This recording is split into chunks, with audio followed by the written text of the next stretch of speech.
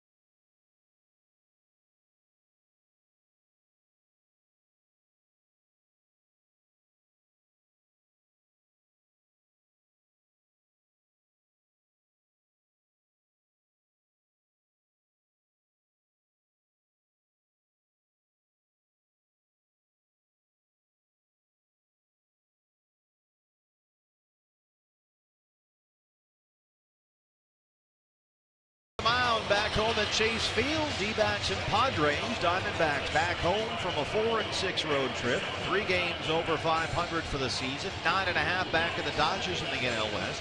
And 7 games behind Cincinnati for that second NL wild card. Bud Black's Padres come in, getting a taste of the Diamondbacks' medicine. They played 15 innings against the Cubs yesterday, a game that went 5 hours and 13 minutes, which is nothing compared to D-back standard. In fact, a measly 5:13 was the Padres' longest game since 2009. That's baseball karma in full effect. I got a lot of texts from people with the Cubs and the Padres organization on Saturday night. Well, that's what you get. Will Venable, Alexi Amarista, and Yonder Alonso make up the top of the order for Bud Black tonight. Jed Jerko, Chase Headley, Logan Forsythe in the middle. Raymond Fuentes just called up from the minor leagues, making his debut here tonight. Very exciting, speedy young player. Nick Hundley doing the catching, former U of A product, and Tyson Ross, who pitched a gem against the D-backs earlier this season, will be on the mound. Padres here for the final time this season. D-backs owe these guys. San Diego has won 8 of 12 against the Diamondbacks this season. 16th start for Brandon McCarthy. We last saw Brandon Wednesday night in Cincinnati. And let's face it, no way around it. He was shelled by the Reds. 7 runs, 8 hits in less than 3. The issue seemed to be location, Bob. Everything, it appeared, was out over the plate and belt high for the Reds hitters. Yeah, 62 pitches in his 2 1/3 innings worked in that ball game. Gave up the 8 hits, 7 runs. Just didn't seem to have anything. On a given night, you can get by if one of your weapons is not working by making adjustments with your other pitches, but Brandon just didn't seem to have anything working against the Reds. Will Venable steps in, and we're set to begin a 9-game homestand. Weather outside is frightful, to say the least. Roof and panels are closed here, and it's a good thing. A dust storm or a monsoon has made for very dark skies through the windows here. There's a ball to Will Venable. Yeah, it got dark in a hurry. Normally we can see out the panels across the street to the parking garage, see the banners on the building, and boy, it got dark fast. Base hit for Will Venable, and you cannot get any hotter than he is right now. He's now played in 22 games this month and hit in 21 of them. And you see he's over 400 as the leadoff hitter. Defensively, the Diamondbacks look as such, and welcome back Eric Chavez III, Miguel Montero behind the plate. Across the outfield, it'll be Adam Eaton in left, Tony Campana in center, Gerardo Parra over in right, Eric Chavez standing alongside Didi Gregorius on the left side. Prado moves over to second base along with Paul Goldschmidt at first. Miguel Montero behind the dish for right-hander Brandon McCarthy. And keep an eye on Will Venable at first. He's stolen 15 bases this year. He's been caught only 4 times. There's a strike to the little ninja, Alexi Amarista, batting second and playing left field. He's at .261 and 5 homers. And Venable wasted no time continuing his tear. He's been the best hitter in this lineup lately. Had back-to-back 3-hit games on Friday and Saturday for the Padres. Had 1 in the extra inning game yesterday, but he's finally starting to round into the kind of offensive player I think the Padres always thought he could be. Amarista doing well lately too. He's hitting better than .320 over his last 10 games.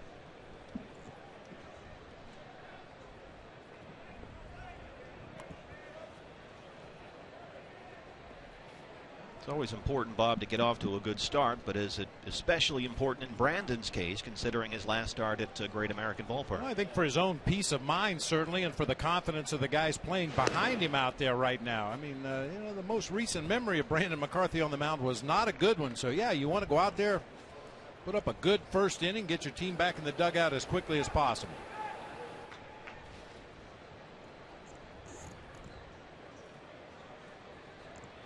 Don't forget, it's been a while since he's worked to Miguel Montero, so there might be a reacclimation process here.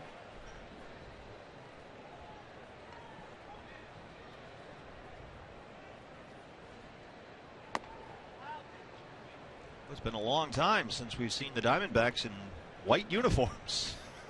It's a little jarring, frankly. No kidding, yeah.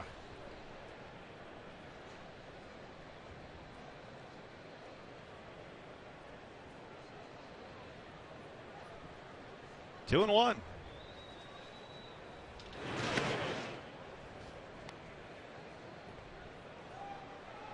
Brandon McCarthy has made 4 starts since his return from the shoulder injury that forced him to miss all of June and July. He is 0-4 in those 4 starts with an ERA of almost 7. Venable running on the pitch. It's fouled away. Yeah, certainly Venable, a guy on this Padres lineup, or in the Padres lineup rather, that can steal a base. Yonder Alonso surprisingly has 6 stolen bases, has yet to be caught this year. I think that's kind of the element of surprise. And Chase Headley's certainly a guy that's capable of stealing a base, but for Bud Black, I'm sure he's anxious to get Raymond Fuentes on the pads. The young kid we mentioned just called up from AAA Tucson. Big time stolen base threat in his minor league career. He is making his major league debut tonight. The top prospects in their system. This is inside. It's full 3-2. Manny Gonzalez is the plate umpire tonight. A full count to Amarista, a guy that normally makes contact. I would fully expect Venable to be on the move over there at first base on this full count pitch. Yonder Alonso on deck. Venable takes off. That one is bounced to third. Chavez tackles it, spins, can't make a play. And the first two Padres have reached against Brandon McCarthy. Long way for Xavi to go there from his third base spot. A little too far.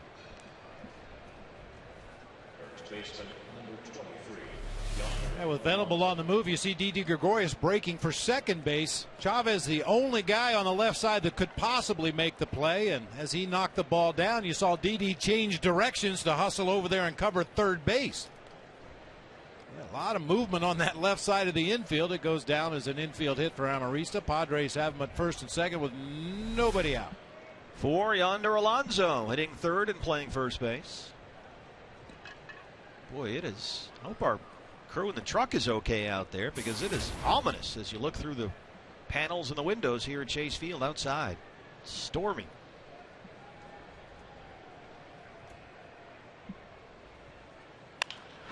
Are to first. Goldie backhands it. They go to second for the force on Amarista, and they throw it away. Venable scores. 1-0 Padres.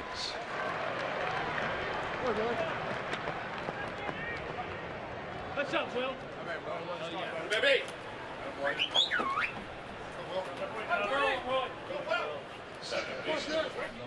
Well, that's always a tough double play to turn. Paul Goldschmidt playing very deep at first base, gets to this ball in good shape. The easy out at second, but trying to hit a moving target while you're avoiding a sliding runner, and unfortunately Didi just couldn't get that throw on the mark to Brandon McCarthy. Fielder's choice 3-6. That is E6. The error on Gregorius for the throw, and no RBI. 1-0 San Diego. Jed Jerko steps in.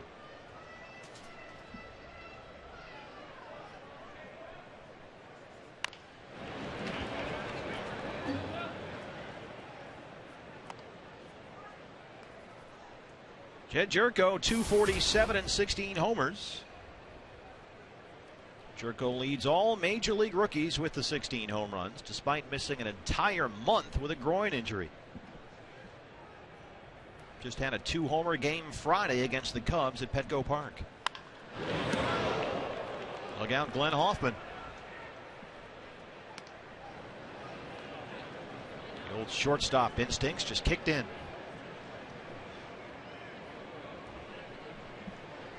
We don't talk a lot about third base coaches other than Matt Williams, our own third base coach, but I'll tell you, Glenn Hoffman's one of the best in the game.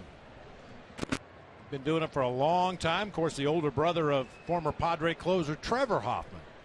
0-2.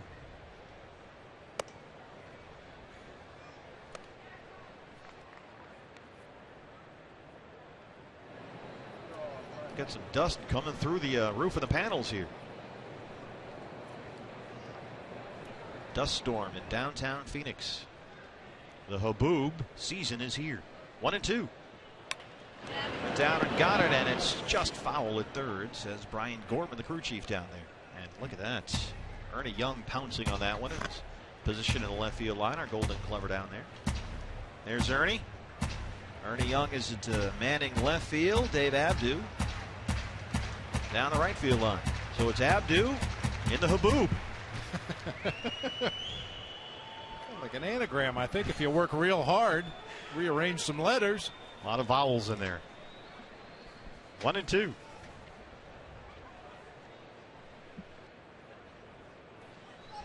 Brandon McCarthy getting no chance whatsoever to settle into any kind of a rhythm. And pitching from the stretch since the first or second pitch of the ball game after Venable's leadoff single. Swing and a miss. Montero hangs on to the tip, and there's the first strikeout. 2 down.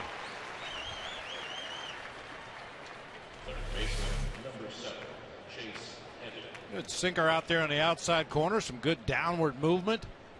Well, one thing we saw in that start for Brandon McCarthy against the Reds, they seemingly were able to foul off his best pitches. When he did make the occasional good pitcher's pitch around the edges of the zone, Reds hitters were able to foul him off, stay alive in the at-bat. And then later on, mistakes were made late in the count, and Brandon had to pay the price for that. But the Reds just seemed to be able to get a piece of the good pitches and wait for the mistakes. Chase Headley at 238 and 8 home runs, and he is, in a sense, the perfect switch hitter. Batting left-handed against the righty McCarthy. Headley hitting exactly .238 against both righties and lefties. He's got 4 homers versus right-handers, 4 homers versus left-handers. He's ahead 2-0.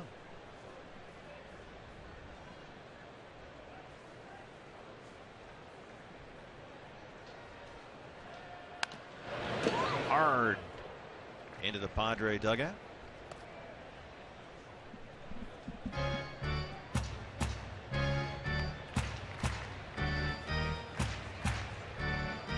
Career highs in all those categories. Opposing batters making contact over 87% of the time. .314 opponent's average. Slugging percentage .463. Getting increasingly dusty in here. There's a haze that's hovering over the top of the field just underneath the roof inside Chase Field as we are hit with a haboob outside here in downtown Phoenix. Would it make any sense to open the roof to let the dust out? No, I guess not. Yeah. I think we'd have that submarine effect. Created a haze around the lights in the top of the building. 3-1. Bouncer to second base. Martin Prado has to hurry. Underhand flip to goalie, and that's the inning. But the Padres get one on a pair of singles and an error by Didi Gregorius. They take a 1-0 lead. CenturyLink, your link to what's next. The top of the order for the Diamondbacks against Tyson Ross.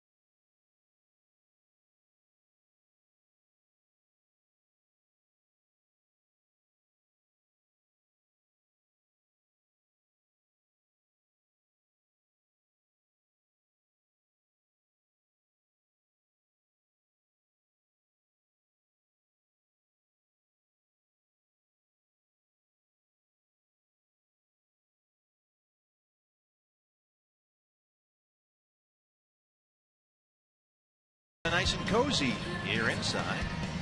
And we open a 9-game homestand. 3 against the Padres. San Diego leads it 1-0 so far. Diamondbacks back home after a 16-inning game in Pittsburgh, an 18-inning game in Philadelphia, and some additions to the lineup with Chavez and Montero back for the D-backs. Once again, speed at the top for Kirk Gibson, Tony Campana, Adam Eaton in the first 2 spots, Paul Goldschmidt, Eric Chavez in the 3-4 spots. Martin Prado slides down to the 5-hole. Miguel Montero back in the lineup. He'll hit behind Martin. Gerardo Parra, Didi Gregorius, and Brandon McCarthy make up the bottom of the order. This is 6'6" right-hander Tyson Ross, former second-round pick out of the University of California. A fastball consistently 95, an impressive slider that the D-backs have seen before. Tony Campana looks at a strike, 0-1. Tyson Ross pitched 8 shutout innings of 3-hit ball here at Chase Field. That was back on July 28th. Thunder outside, and Thunder and Tony Campana's bat as the leadoff man's aboard to answer here in the home half of the first. I'll tell you what, Tony Campana has become a fly in the other team's ointment. We talked about it at length on that road trip. When he's hitting the ball on a line or on the ground, he becomes a legitimate weapon at the top of the order, because now the Padres really have to divert their attention between Adam Eaton, the hitter, and Tony Campana, the potential base stealer over there at first. And here is Adam Spanky Eaton. 258 on the year, couple of home runs. Tony Campana, 10 games for the D-backs. He has stolen 4 bases. He's got an on-base percentage over .450 this year, Campana. He's been drawing a lot of walks as well.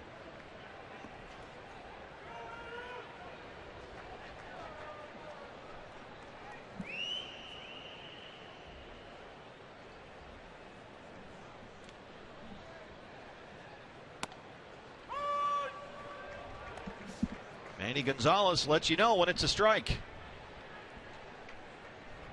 We always appreciate that up here. Yes, we do. He's getting a little dusty. Ooh, got that cool looking matte black hockey helmet back there behind the plate. Got kind of a RoboCop look to it. Stealth. Kevlar. Cousin of Cletus. That one gets behind Hundley. And Campana takes a big turn at second. Thought it might have gotten a piece of Adam Eaton. Instead, it hit Hundley and it got behind him. And the tying run now in scoring position with nobody out. Wild pitch. I don't know how that did not hit him. Right between the legs, off the glove of Hundley, all the way to the backstop. Campana really sprinting from first to second. Took a big turn, but Hundley got to the ball and held Campana at second base. Talk about the hockey mask. He went 5-hole on that one. 1-1. You mentioned that start for Tyson Ross against the D-backs earlier this year when he was outstanding, especially that nasty slider. Since that time, he ranks second in the National League in opponents' batting average, fourth in OPS, fifth in WHIP, and second in fewest hits per 9 innings. So he's been on quite the roll.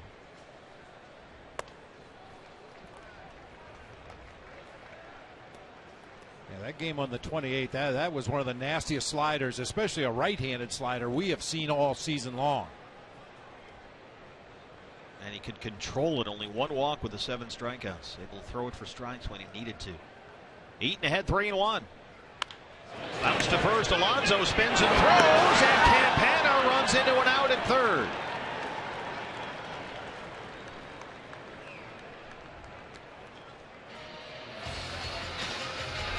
Base running mistake there by Campana. You have to know where the players are positioned defensively, and you can clearly see right there Yonder Alonso was playing even with the baseline down there at first, possibly guarding against an Adam Eaton bunt attempt.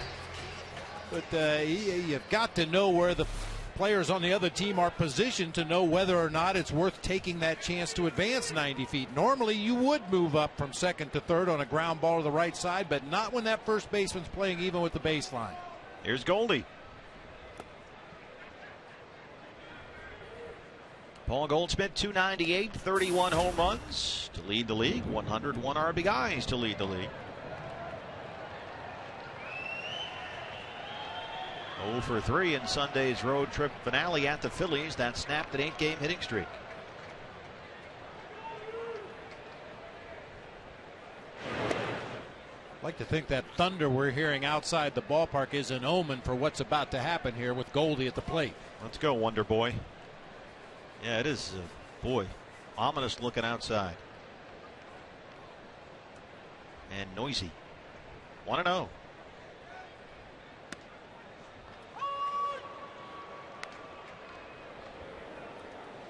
This is a look outside Chase Field here in downtown Phoenix. Yep.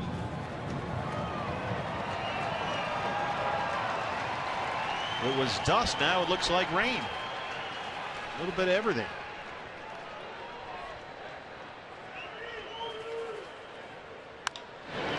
Bounce to third. Chase Haley there. They get the force on Eaton and they roll the double play. The leadoff single goes for naught. We are through 1 at Chase Field. The Padres lead the Diamondbacks 1-0.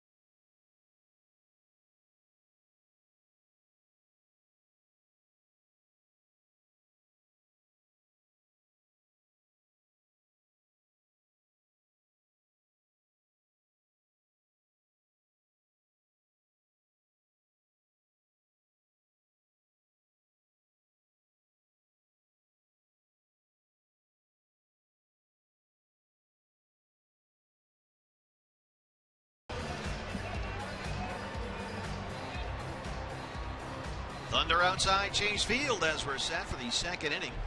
Padres lead the Diamondbacks 1-0. There's Jack Verder in the press box. FoxSportsArizona.com. All your online local sports coverage like Jack on Martin Prado and Ian Kennedy.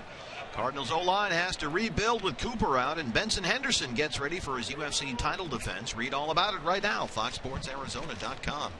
Some serious lightning right outside the ballpark here in downtown Phoenix as the storm blows through. Logan Forsythe, the shortstop, leads it off. Forsythe, Fuentes, and Hundley 6, 7, and 8 against Brandon McCarthy.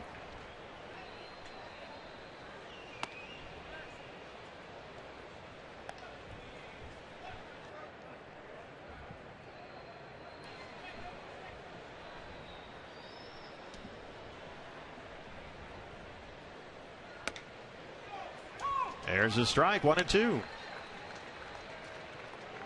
That's a pitch we saw sparingly, if at all, in his start against the Cincinnati Reds. That curveball, nice off-speed pitch for him with some movement. Dropped that one right on the outside corner. Let's see if he's able to get in some kind of rhythm here. Brandon gave up a single to Will Venable to lead off the game. Then another one to Alexi Amarista. There was a throwing error on Didi Gregorius on an attempted double play that brought in the run. And Brandon was pitching from the stretch almost from the get-go here. Just misses there. It's 2-2.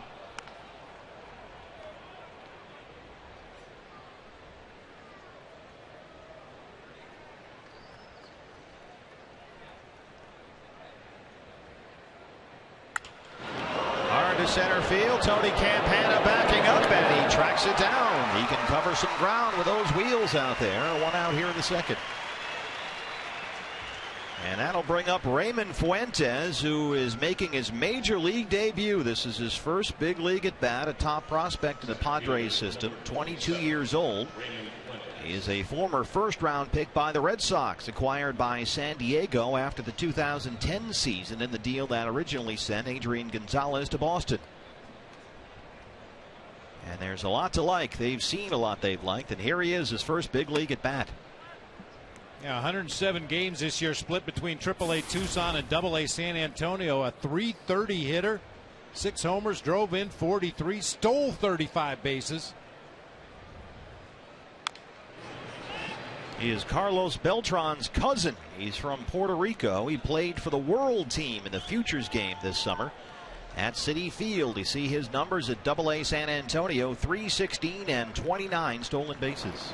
Combined in his 5 minor league seasons before his call up to the major leagues, 162 steals. And he had been on a tear the last 2 weeks after a promotion to AAA Tucson. He had .418 in 14 games. 1-2. Bounced up the middle. Didi Gregorius has to hurry, and he throws him out.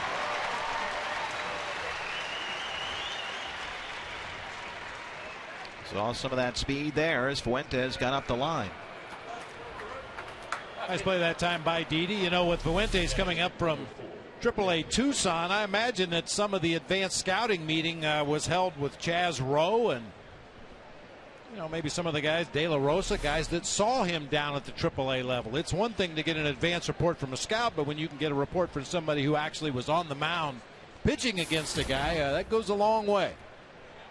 Nick Hundley, the catcher, 241 and 10 homers. McCarthy drops a breaking ball in there for a strike. There is Chaz Rowe, who's looked very good lately. Been up and down all year from Reno and the D-backs.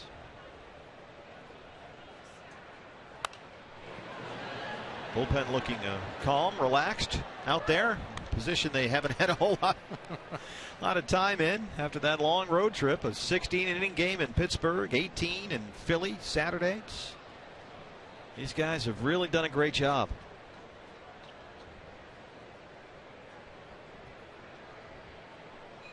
Oh, 2 to Hundley. Popped him up behind the plate. Mickey gives it a look, but it's out of play.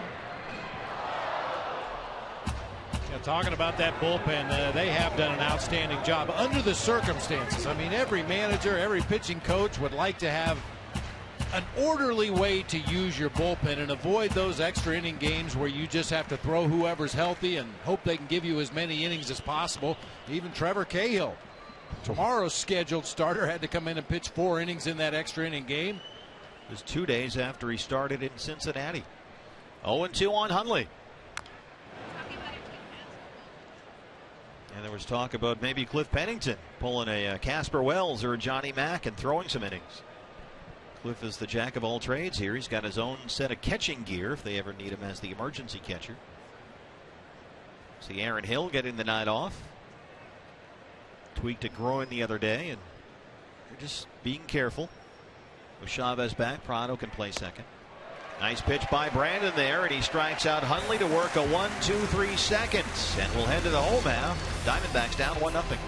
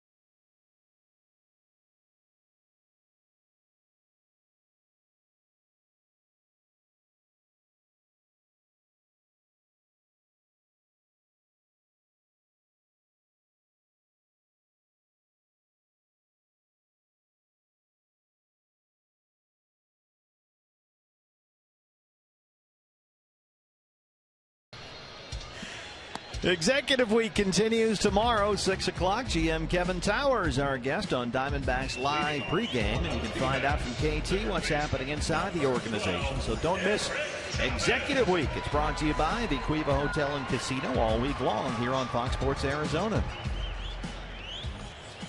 Eric Chavez back in the lineup, starting at third base. He'll lead off the second. Chavez, Prado, Montero. Been a while since we could say that. 4, 5, and 6 against Tyson Ross. Eric Chavez activated from the DL today. He's been out with a left knee strain. Looks at a strike, 0-1. This is Eric's first game for the Diamondbacks since August 9th. He's at .299 on the year with 9 homers.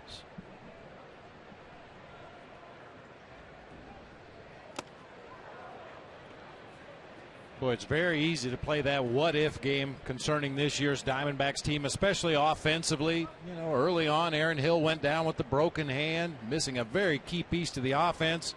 Chavez has been on the DL a couple of times this year. Jason Kubel just never really got on track. Adam Eaton was lost at the beginning of the season. Just would have been nice one time just to see the entire group together for a long stretch of the season to see what they might have been able to accomplish. And then pitching-wise, too, you had David Hernandez. It's something of a lost season for David. He's in Reno right now. Brandon McCarthy missed 2 whole months in the middle of the summer. Trevor was injured and on the DL. And you mentioned Huddy. If you add it up, you go, wow, that's a lot to overcome. Yeah, a lot of pieces missing in action. Bullpen has had guys in and out. JJ's been on and off the DL a couple of times.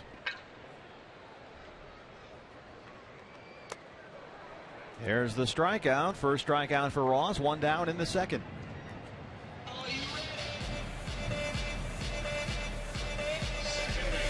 Appeared to be that hard slider from Tyson Ross, down and in. Starts on the inner third of the plate. Looks like a pretty good pitch to swing at for a left-handed pull hitter. And then that down and in movement right underneath the bat.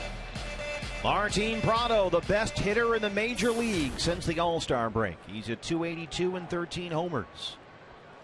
Prado leads the National League in hits and runs batted in the second half of this season. In fact, no player in Major League Baseball has more hits since the All-Star break, and only Miguel Cabrera of the Tigers has more RBIs. He's been that good, Martin Prado. There's the strike, 1-1. He's having one of the best months of August in franchise history. Aaron Hill is right there with him. Boy, Danny Bautista, Greg Colburn, both in 2000 had that hot month of August. Prado, 33 games since the All-Star break, 50 hits and 31 RBIs.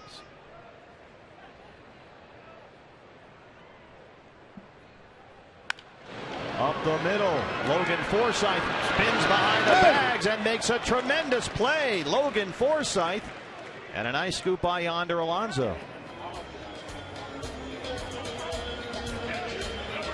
We talk about it all the time, especially with those shortstops. The body control that takes to run as hard as you can to your left, field the ball, spin around completely with your back to the target, and fire a strike over there to first base for the out. Nicely done that time by Logan Forsythe.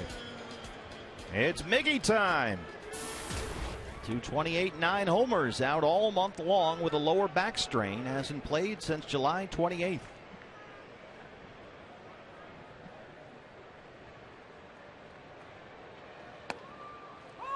Oh, 1.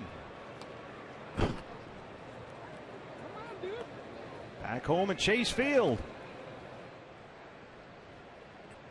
Looks like he was checking out a season ticket plan for 2014. Wise young man. Looking at the flexible payment options. Do the weekend plan. No.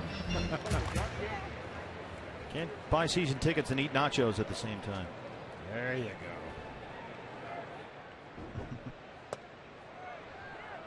Yes, he went. Ryan Gorman at third. There's the strikeout. Second for Ross, and that ends the inning. We are through 2. Diamondbacks down 1-0.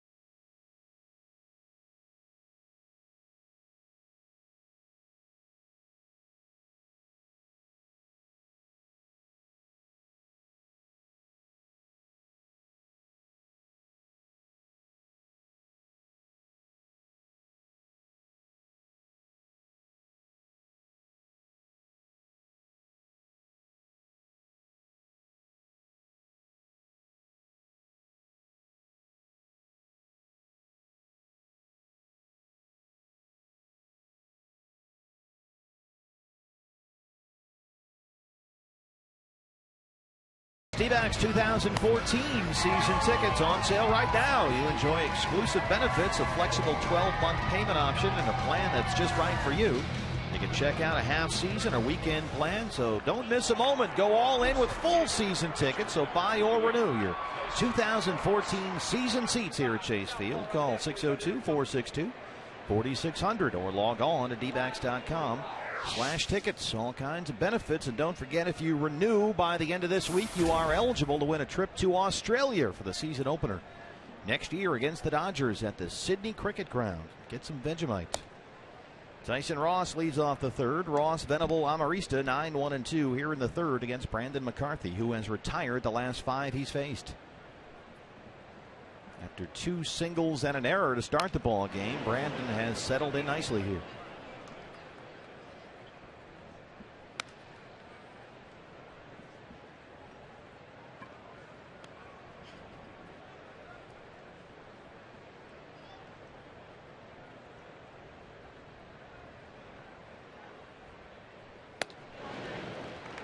One and two. Ross has struck out 13 times in 21 at bats. He has 3 hits this year.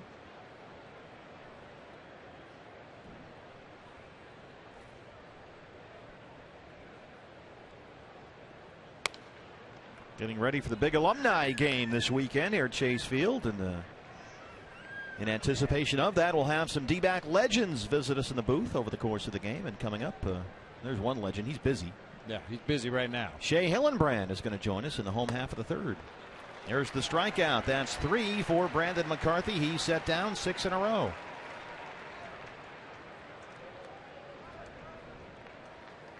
AT&T Twitter poll time. Do you think pitchers should be able to win MVP? The answer is yes. Thanks for playing. You will be allowed to vote no. You'll just be wrong. I'm just kidding. AT&T Twitter poll question at Fox Sports Arizona. I personally, if you haven't guessed yet, don't subscribe to the theory that pitchers have their own award, but that's up to you. Will Venable, look out. Red hot. Single to lead off the ball game. I mean, if there's a player that's been more valuable to the Dodgers this year than Clayton Kershaw, I'm not sure who it is. I know Yasiel Puig makes a pretty compelling case, but. Well, he has lost 7 games, for crying out loud. Yeah, you're right. I'm surprised he's still up. And Max Scherzer, the pitcher wins narrative is already working against him. There are voters who will find a way to hold it against him for winning all those games. That's where we are with the pitcher win stat right now. Nice play by Chavez, but Venable beats it out. He's 2 for 2.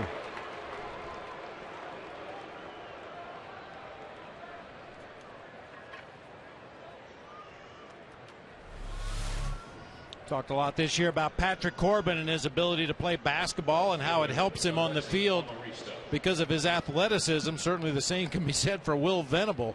All Ivy League first team in both basketball and baseball. Attended Princeton, an anthropology major. Was an all Ivy in both sports, as Bob mentioned. So once again, Venable on first. Here's Amarista, who singled his last time up.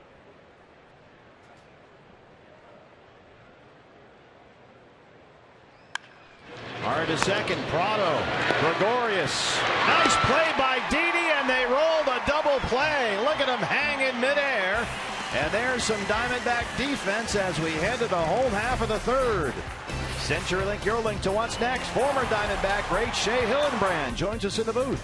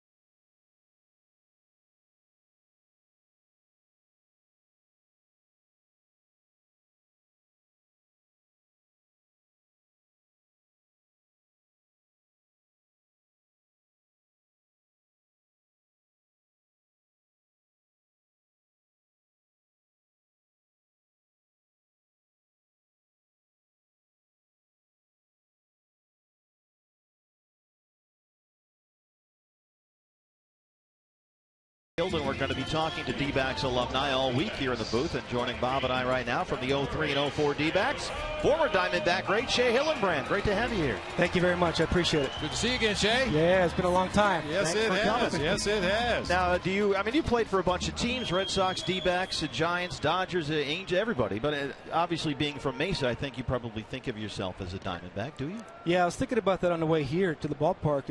I've had 6 stops along the way in the major leagues, and I think this is my most fun era, and I was fortunate enough to be able to play with Bob Brenly here, and now next to him in the booth. Kind of ironic. I mean, I'm looking at 04, 310, 15 homers, 80 RBIs. That's the season, and then an all-star the next year in Toronto. Yeah. I had a blast here. I went to high school here and junior college, and loved playing here. How would you describe the way that Diamondbacks culture has evolved here since you were playing here, now watching this team, and they've changed the colors, and there's a lot that's happened here. Talk to me a little bit about the evolution of the Diamondbacks organization from the way you see it. Well, it's really interesting because pretty much I tell a lot of the kids I play with the Diamondbacks when they're purple. So a lot of kids nowadays that I help out and work with through my organization 360 don't know about the Diamondbacks back then, and unless you're talking about the World Series or Gonzo or whatever, but it's just from the top to bottom, it's a classy organization. It's a great organization to be able to experience as a player and come to the ballpark as a fan. And what was it like to play for this guy? It was fun, intense. Coming off the World Series, I came 2 years later and missed the World Series here in 2001. I was in Boston, and I came here in 2003 and missed the World Series in Boston in 04. So one of those things where it was fun. I think we had some good core guys here still before we switched the team, but it was absolutely a great time. Well, you had some individual moments with the ball club. There's no doubt about that. I think back to July of 2003, we're going to go back to the Purple Vault. Oh. Look. You didn't show you coming out the dugout saying it was a home run. 3 times Shea went deep in that ball game. But when I think of you, Shea, I always remember you as a high fastball hitter. They couldn't throw it hard enough to get it by you up there above the letters. You really like to tomahawk that pitch. I love to hit. I always tell everybody around that's close, it's like a drug to me. I was in a euphoria, and I just hit, and I know you probably saw that before the game, after the game, during the game. All over the place I was hitting, and I had a great time doing it. Well, another thing I remember is you made a position change here. You were a third baseman, and because of circumstances, we needed you to slide across to the other side of the diamond, and I can remember the work that you put in on a daily basis down there trying to acclimate yourself and get comfortable on the other side of the infield, and I personally thought you developed into a real good first baseman. Well, thank you. I appreciate that, and one of the things in my whole career is my defense came second, and I really tried to work really hard at it, and I just love the game all the way around, and right now I just love being able to have the opportunity to teach the game and be able to teach the game the right way to these kids and the youth around the valley here. Yeah, tell us a little bit about that in your program. I'm in Queen Creek now. I'm going to be the head baseball coach at American Leadership Academy.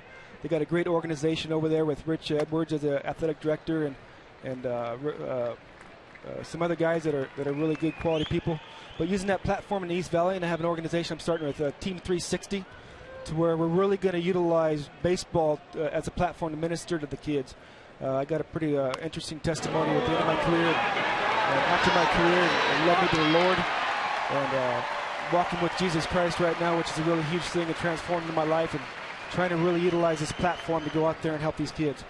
That's great. Working with kids is always great, and plus it keeps you in baseball shape, right? Because you got a game coming up this weekend. Yeah, this weekend's the game. I'm 38 years old, and I should still be playing, but I love it, and I'm really excited. I wasn't able to come last year because I was actually playing in the independent league out there in the Northeast, and I'm excited to be able to reunite with the guys. And this is a really, really good group of people. I think Bob can attest to that. I've never been a part of any organization like this one where the players and the coaches, we just had a really good time and really respected the game when we were here. Now, what are your expectations performance-wise for the game? We just showed a 3-home-run game. That seems, not too much to ask, does it? No expectations anymore. I'm just hoping I don't get hurt. It's one of those things to where if I just step back and relax and enjoy it, I'll have a good time. Yeah. But my locker was right next door to Randy Johnson's when I was here, and I think we competed with the most intense in the clubhouse when we were here. So just thankful to be here and have this opportunity that I didn't think I'd have, and just very blessed. What was that like? Lockering next to the big unit. That had to be just a circus. I tried to be nice every day, and it was so hard. One day we come in, and Randy would be intense. I couldn't talk to him, and had all these stipulations. I feel like I was in a relationship with him. Like, what were the rules? Well, second to the last game of the season, he was pitching the last game of the season in 04. And that was right before he went to New York. And I went up to the clubhouse in the lunchroom and congratulated him and said it was really nice to be able to play with you. And before that, I was going to get a jersey signed from him. And no disrespect, Randy, but you kind of hurt my feelings. I said that, and he looked up at me. He was sitting on the couch, and he said, "The season ain't over yet. Congratulate me tomorrow." But that hurt my feelings at the time. But it's one of those things where you can respect that intensity, and you can respect. We had no chance to win. We had a losing season. That was 04. We had 111 losses, but that's how Randy approached the game, and you can learn a lot from him, and he's just one of those memorable teammates that you really love to play with. There's the strikeout. A reminder now, fans, you can only see the alumni game if you come out to Chase Field on Throwback Night, August 31st against the Giants, the black, purple, and teal, and then the second annual alumni game featuring Shea Hillenbrand. Shea, thanks very much for joining us. We sure appreciate it. My pleasure. Great to have you. We'll see you on Saturday. All righty.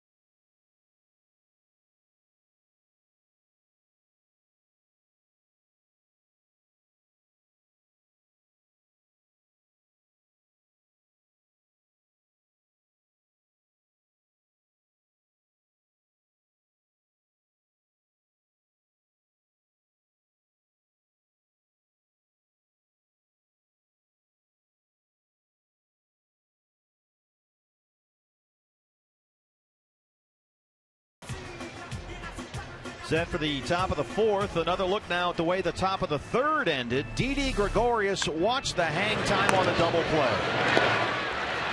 We were talking about body control in regards to the play that Logan Forsythe for the Padres made, but look at Didi avoiding the runner, still making the throw while in midair. Outstanding play by Didi Gregorius.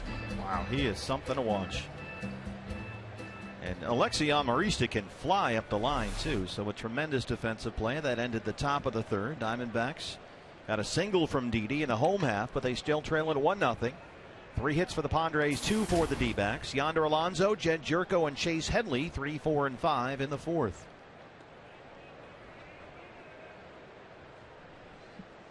So far, Bob, Brandon McCarthy looks pretty good. He's given up 3 singles. 2 of them didn't leave the infield. He hasn't walked a batter, and he has 3 strikeouts. Yeah, it was just unfortunate the way the game started. Will Venable leading off with a base hit, immediately putting him on the defensive out there on the mound, but he's had a chance to settle in a little bit, throwing the ball well. Adam Eaton corrals that one. Alonso retired, 1 out in the fourth.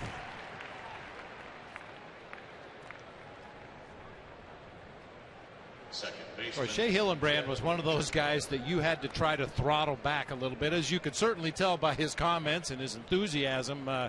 Boy, to try to get him to take a day off was literally like pulling teeth. Boy, he's built like a tank. He could probably still play. He will play Saturday, but he looks like he could still go. And as he told us, playing independent ball as late as last year. Jed Jerko struck out his first time. Tough when you bring a guy in and you have to make him change positions like that too, coming in from the Red Sox. And he was one of those guys, and we hear about him all the time in the game of baseball. I think if we'd have told Shea we need you to go behind the plate and catch, he'd have strapped the gear on and gone back there. He just wanted to be a part of the game, and like you heard him say, he just wanted to hit. He would wear out pitching machines in that batting cage.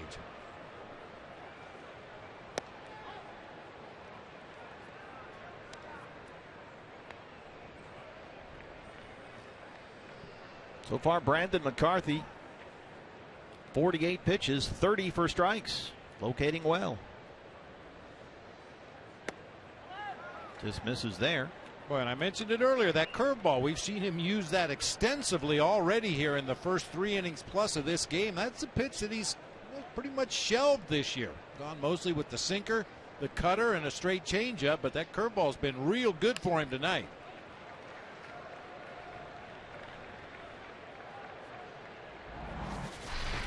Fox Sports 1 game break coming up. We're keeping an eye on the Reds and the Cardinals. That game has gone final in St. Louis. And we'll save the result for the break coming up as soon as this batter is done. But obviously keeping an eye on certainly the Reds and really all 3 teams in the NL Central. The Reds, the Cardinals, and the Pirates, because something's got to give there as those 3 teams kind of will feed off each other over the last 6 weeks of the season. 3-2 to Jed Jerko. Struck him out. That's 4 for McCarthy. Let's go to Los Angeles now. Fox Sports 1 game break.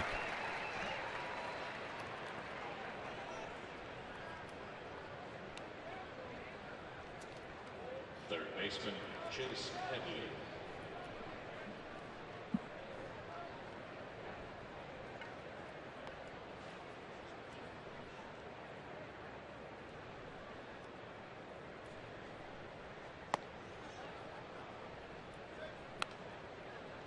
Thanks very much. Alan Craig, first career grand slam, so it's an 8-6 Cardinals win at Busch Stadium. Good news for the Diamondbacks as the Reds lose. The Dodgers, if you're looking at the NL West, are home tonight, taking on the Chicago Cubs. There's the Central. Cubs and Dodgers scoreless in the second. Greinke is on the mound. That's Greinke and Arrieta. Dodgers and Cubs in LA. Boy, Brandon McCarthy looking good. He's 1-2 here on Chase Headley. It would be his second 1-2-3 inning in the ball game. At one point, he set down 6 in a row. Headley grounded to second his first time up.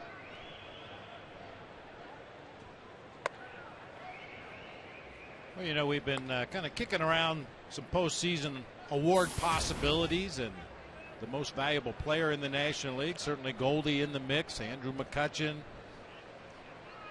Talked about the lefty down there in LA, Clayton Kershaw. Dunked into right center field for a base hit. A couple other Cardinals that we didn't really give much mention to. I brought up Yadier Molina, but Alan Craig, if he had a grand slam tonight, he is possibly tied with Brandon Phillips for second in the National League in RBI.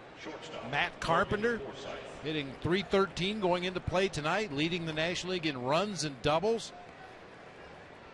Leading the National League in hits for that matter. So Alan Craig is an RBI machine. Boy, he really is. And if you look at the decision they made not to re-sign Albert Pujols, and now the Angels are on the hook for what is looking like it might possibly be the worst contract in baseball history. Instead, they have all that money, and they have Alan Craig knocking in runs at first base.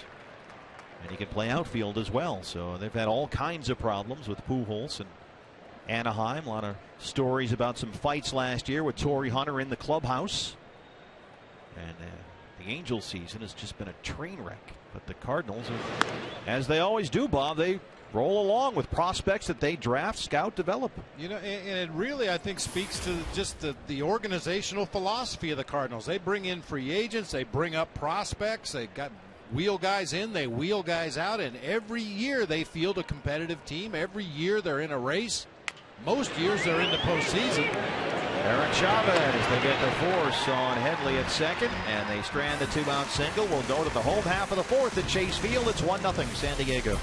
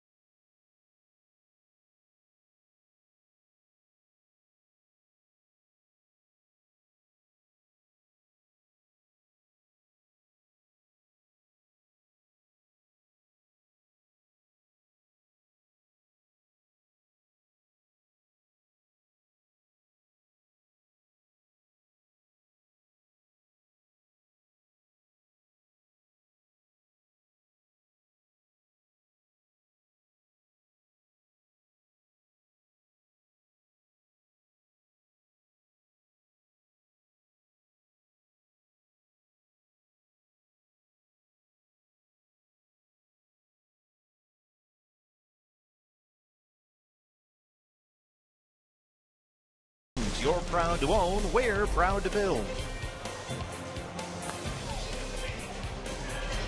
Stormy in downtown Phoenix. Nice and comfortable inside. Beautiful Chase Field set for the home half of the fourth against Tyson Ross. Adam Eaton, Paul Goldschmidt, and Eric Chavez, 2, 3, and 4. Diamondbacks with a pair of singles so far, Campana and Gregorius, and that's all they've got against Tyson Ross, who dominated, frankly, in his last start here, and he's looked good so far again today. Here's Eaton. There's his strike, 0-1. Adam reached on a fielder's choice his first time.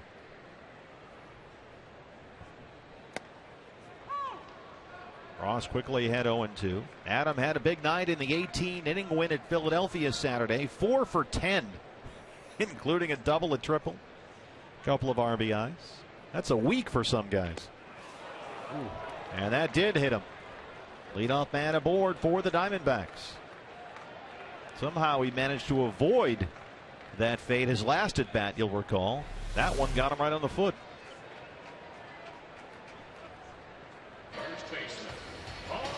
10 at bats in that extra inning game. I mean, we know Aaron Hill hit for the cycle twice in one season. I know nobody's ever done it in twice in one game, but hey, you get 10 shots. Yeah, what the heck? Well, we'll have to play another 18 innings to see if someone can do it. Maybe not.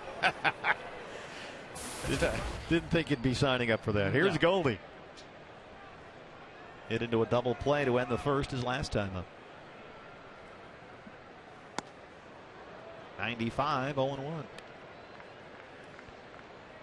Goldie leading the National League in total bases. He is 6th in the majors in total bases. Miguel Cabrera, Chris Davis, Mike Trout, Adrian Beltre, and Adam Jones, top 5.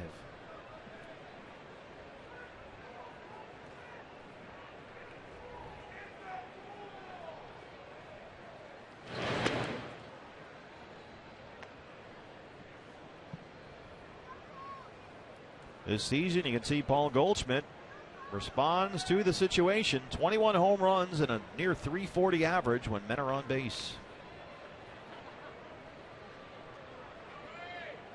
Like now.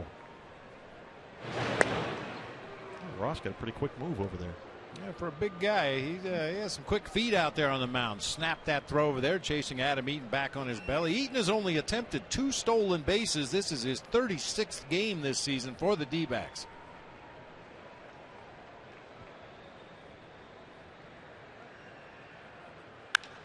Goldie lifts that in the air to right field. That ball is well hit. It is carrying, and it is off the wall.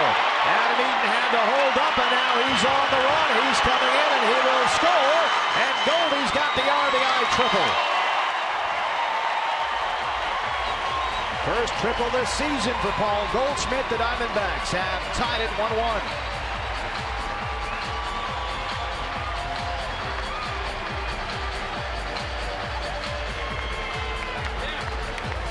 Well, we talked about Goldie with men on base. There it is. Just missed a home run.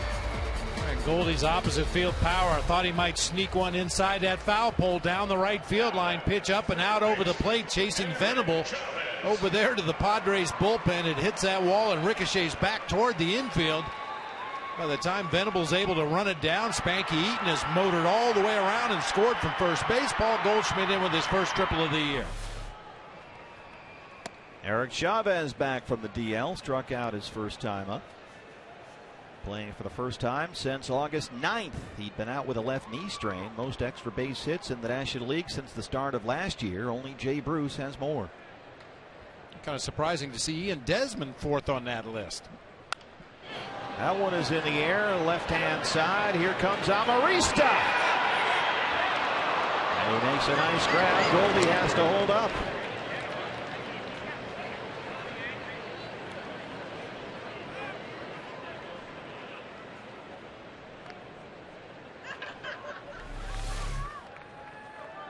Maurice nearly overran that ball, had to reach way back to his left, and then his throw back into the infield. Watch Goldie. He goes back to tag up, just in case. And Amarista's throw comes right at him down that third baseline. He has to duck underneath that throw. Infield is playing just in on the edge of the grass as Martin Prado steps up. Goldie at third and 1 out. Creeping in a bit here against Prado, who grounded out his first time.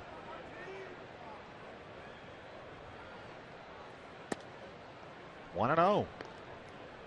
Martin Prado has hit safely in 11 of his last 12 games, hitting better than .360 over that span.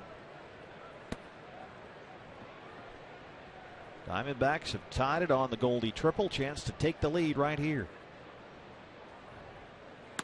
Swing and a miss. A reminder, fans, every time a Diamondbacks player hits a home run this season, Fulton Homes will donate $150 to the Central Arizona Mountain Rescue Association.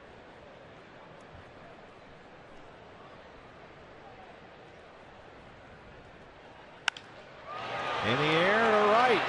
Venable. Goldie at third, and here we go. He will score. RBI for Prado. 2-1 D-backs.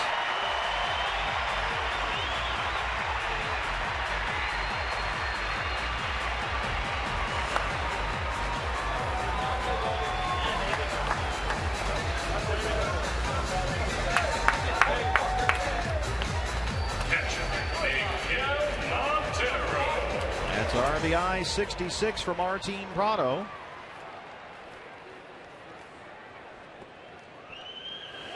Boy, he has been so hot in the month of August, especially with runners in scoring position. 13 for 27.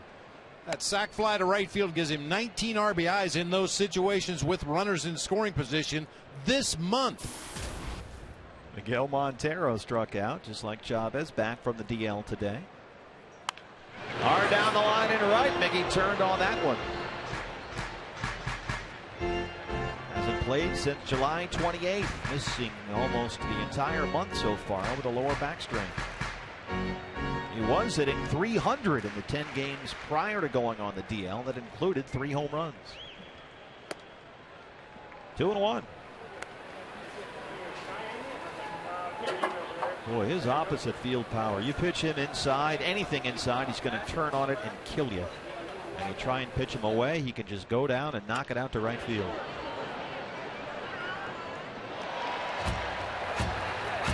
We haven't talked a lot about it lately, but we did early in the season. Just, he's not your prototypical power hitter.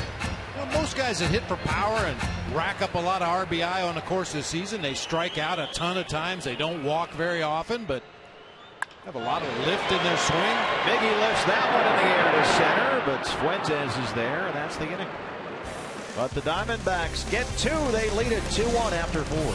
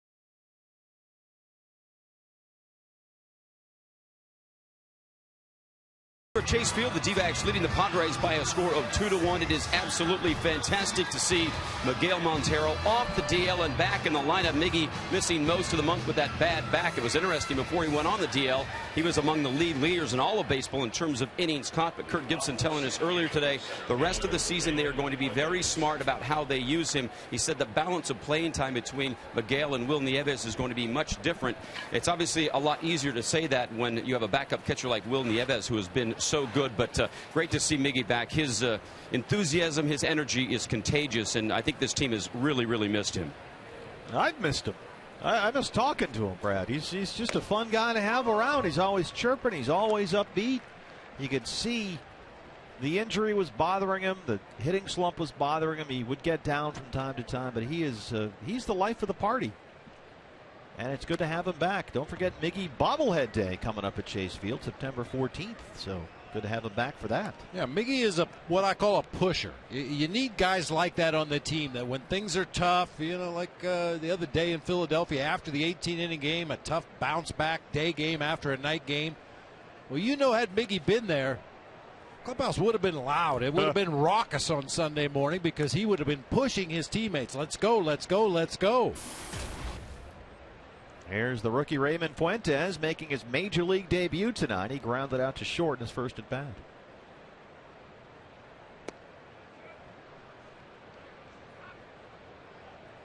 Fuentes, first round pick by the Red Sox in the 09 draft. He was the 28th player selected overall. He was drafted by Boston 6 spots before the Diamondbacks took Matt Davidson.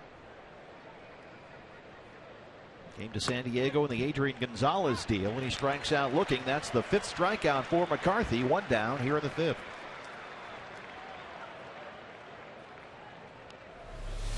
Good comeback sinker there off the inside corner. Freezes the young left-handed hitter. Ball tails right back over the inside corner. Yeah, he had great success at the minor league level, especially this season for the Padres, but he's going to see pitches up here that he's never seen before. Nick Hundley lifted in the air. First pitch swinging, short right. Here comes Gerardo Parra. Left glove broken in by Wade Miley. 2 down. Ramtrucks.com pool area. Pretty mellow night out there tonight. You can hear the water flowing. Very soothing. Very nice. Kind of a zen baseball experience out there at the Ramtrucks.com pool tonight. Tyson Ross looks at a strike. He struck out his first time. Oh, of course, some guys are diehards. Not a bad way to go. Sit in the hot tub, got a beer, watching the ball game, just like at home. Except at home, you can't catch a home run ball. He might have a shot at one here tonight. So Adam Eaton hit a walk-off into the pool not too long ago. First ever D-backs walk-off homer into the pool at Chase Field.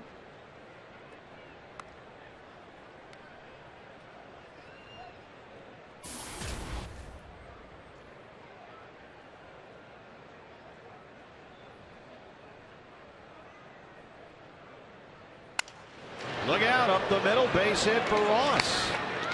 That's his 4th hit this year. And for the 2nd inning in a row, the Padres get a 2-out single. Broken bat line drive back up the middle of the field. Well, that's another one that went right upstairs on Brandon. Yep. Yeah, you can see him react initially. The pitcher doesn't know how quickly that ball's coming back his direction right off of the bat. He kind of ducked his head a little bit in preparation of a screaming line drive. That little floater just over his glove. The red hot Will Venable is 2 for 2. Venable, coming into tonight, had played in 21 games this month and hit in 20 of them. The one day he didn't get a base hit, which was about a week ago, snapped a 15-game hit streak, hitting almost 370 in August and slugging over 700.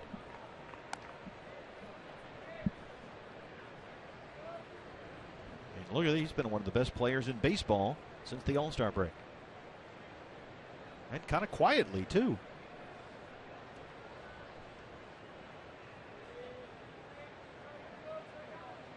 Yeah, even earlier this season, Venable had kind of an all-or-nothing approach at the plate. A big, long swing with a lot of lift in it. When he did connect, and his timing was perfect, he could hit the ball a long way, but unfortunately for him, it left some holes in his swing like that, where he became vulnerable. Looks like he shortened up a little bit, lowered his hands just a little bit. I mean, look at that contrast. Yeah. Oof. A little quicker to the ball, making better contact.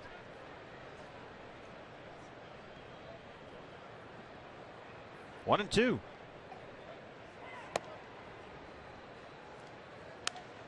Venable was hitting .221 for the year when June ended.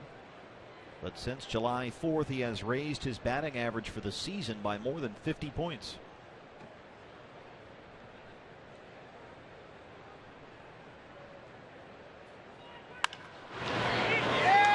Martin Prado! Put him at third, put him in left, put him at second. The hottest hitter in the majors this month. Not bad with the glove either. Diamondbacks lead it 2-1.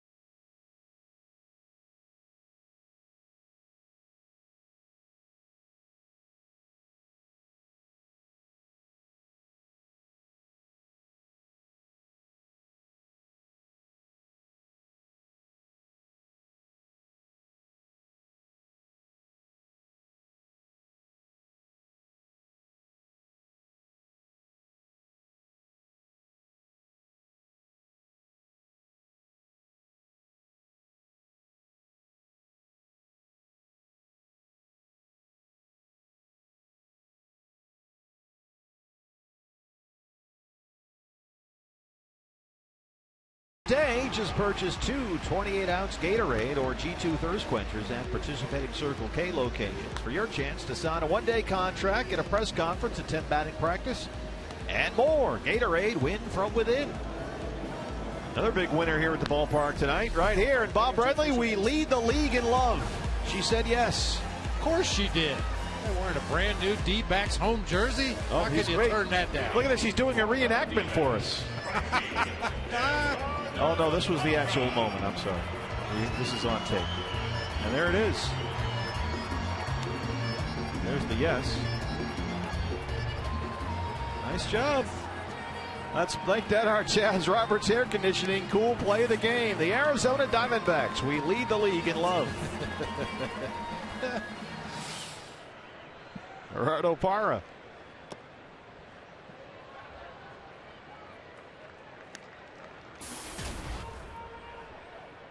Parra tapped back to the mound his first time. His next hit will be a career high, Gerardo Parra.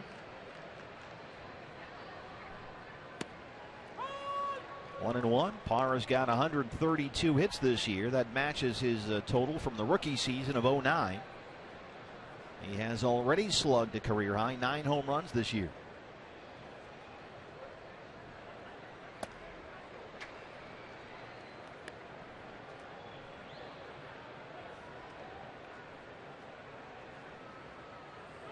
We had a wedding here earlier this year that I was able to attend early. Yeah. A couple of nice couple got married on top of the Diamondback dugout before a ball game. Nice ceremony.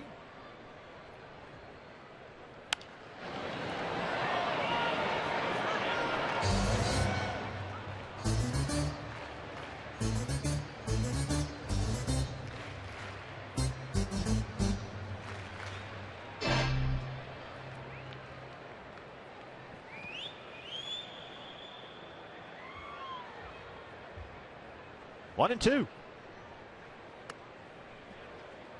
Well, if the D-backs are able to tack on 4 more runs, we know what they can serve at the reception. Anytime the D-backs score 6 runs or more, Taco Bell is giving away 3 free tacos with the purchase of a large drink between 4 and 6 the following day at participating locations. There's the strikeouts. That's 4 for Ross, 1 away in the 5th. This guy's a handful.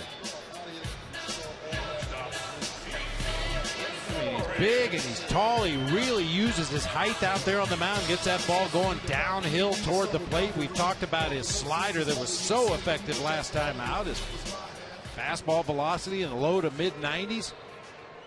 Those are the numbers we were talking about earlier. Since July 23rd, only Scherzer and Cingrani have a lower opponent's batting average than Tyson Ross. Didi Gregorius. This is Ross's 29th appearance on the year, just his 10th start. He began the season as a starter, but was moved to the bullpen from May through early July, and then was sent down to AAA Tucson. He was recalled for a start on July 23rd, and he's been starting ever since for the Padres. Since he returned from AAA and went back into the San Diego rotation, he's been outstanding. 3 wins and 6 starts, a 2.01 ERA. And as you see right there, he'll throw a consistent 95-mile-an-hour fastball. Mark Grant in the booth next to us, Padres TV. I mean, you couldn't catch when you were playing. No, you see, he looked over here right away because he knew we were going to give him a batch of it. Didi.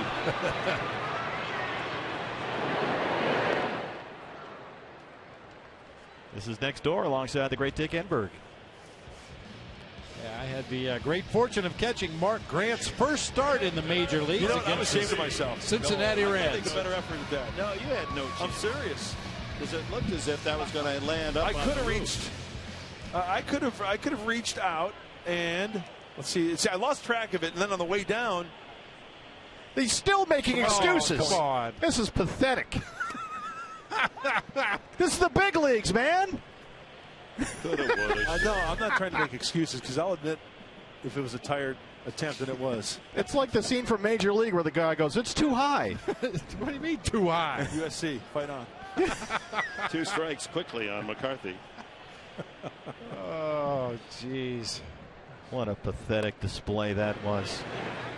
I started to say I caught Mark Grant's debut in the major leagues at old Riverfront Stadium in Seattle, and we sat in the advance meeting. And he's looking over at us right now. Look. Talking about opposing hitters and this guy, and if you get ahead in the count, if you get behind in the count, and with each passing phrase I could see his eyes getting bigger and bigger. And we walked out of the room. I said, forget all that. Just throw what I call. Fundamentals.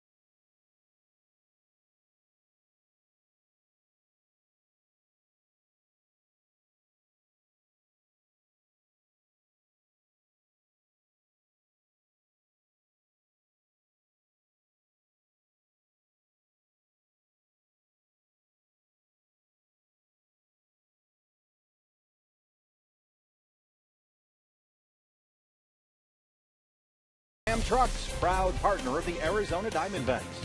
And by Jack in the Box. Go big at a participating Jack in the Box with Jack's really big chicken sandwich combos for only $3.99 plus tax. Brandon McCarthy looking terrific so far. 1 run on 5 hits in 5. He hasn't walked a batter. He has struck out 5. All 5 hits are singles. A couple of them didn't even leave the infield. So far, so good. And Bobby's looked much better, certainly, than in his last start against the Reds when he couldn't get out of the third. Well, his command has been much better for one thing, and I've talked about it repeatedly already in this game, utilizing that curveball a little bit more. A pitch we haven't seen him go to quite as much this season. Mostly been sinker, cutter, changeup, but that curve's been a good pitch for him. His command has really been good tonight. And here tonight, he's looked much more like the guy the Diamondbacks saw through his first 5 starts in May. He went 0-3 in April, but 2-0 through his first 5 May starts, an ERA of 1.98. That included the 3-hit shutout at Miami on May 18th, but then the shoulder injury flared up on May 30th when we were in Texas, and he hasn't been the same since, missed 2 whole months. He'll work to Alexi Amarista, Yonder Alonso, and Jed Jerko, 2, 3, and 4 in the San Diego 6th. 5 hits for the Padres so far, 3 for the Diamondbacks. Amarista singled in the first, hit into a double play his last time. The view from the RamTrucks.com pool area here at Chase Field. You get a real look and a real feel for what it's like to play outfield in the big leagues. Except you don't have to chase those balls hit in the gap. You can just watch the guys in front of you chase them. But yeah, you're absolutely right. That's a completely different perspective of the game if you've never sat behind the outfield fence at a game and watched the action. That one is driven to left, and Adam Eaton tracks it down. Spanky in the gap.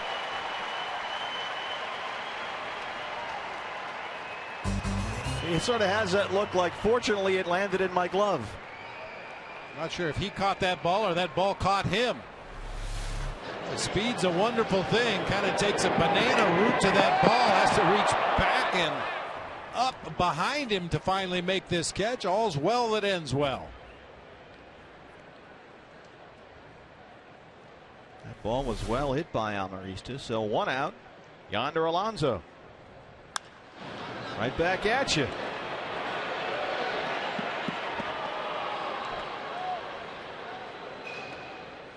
Yonder Alonso hit about 270 first half of the season, but he's been essentially a 320 hitter since the All-Star break. But the issue with him has been health. He's had a nagging injury all year long, hit by a pitch, missed 39 games through all of June and into July. Turned out to be a fractured right hand.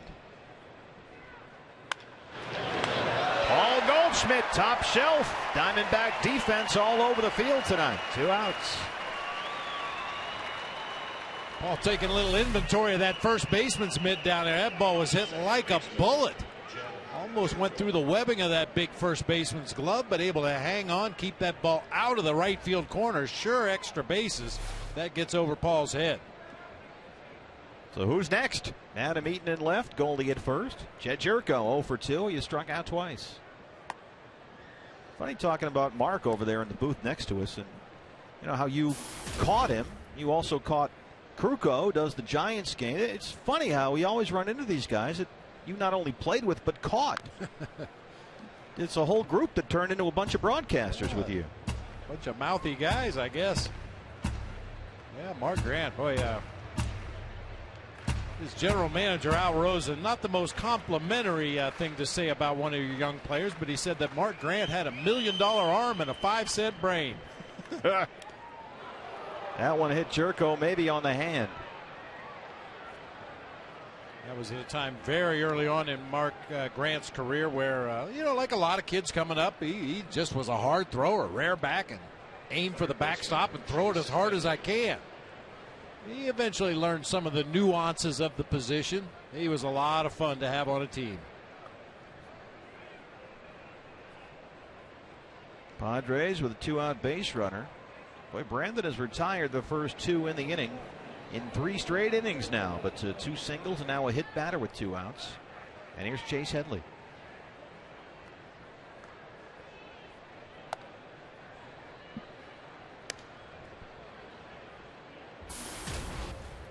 Chase Headley, big free agent season coming up, coming off the top 5 MVP finish last year, but it just hasn't happened. Hitting .240 with 8 home runs. He hit 31 homers last year and led the league in RBIs, and he just has not been able to get out of the starting gate this year. Opened the season on the DL with a thumb injury.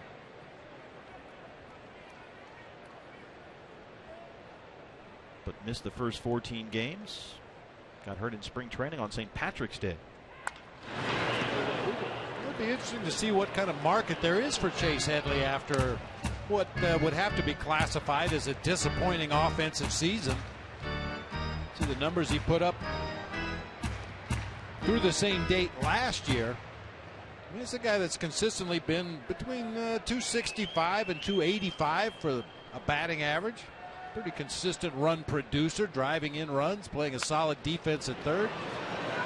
Pop up shallow center. Didi Gregorius backing up. He's got it, and that's the final out. Brandon McCarthy leads it 2-1 through 6. CenturyLink, your link to what's next. Bottom of the 6th coming up. Top of the order, Campana, Eaton, and Goldie for the Diamondbacks.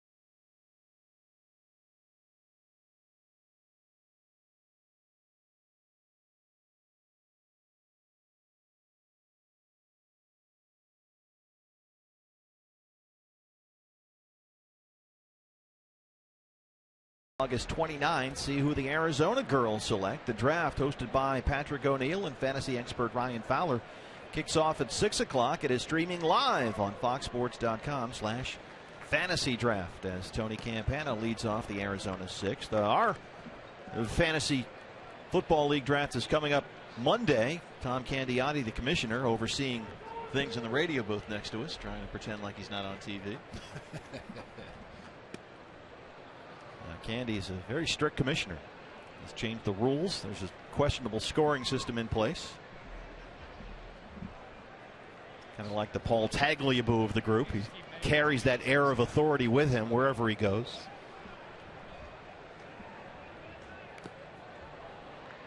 And that's a big time league. You've got KT's in that league and Derek Hall's in that league. This is my rookie season. I'm an expansion franchise. Well, good luck. Preparations are underway. If you got any tips, let me know. Don't draft linemen. 1 and 2.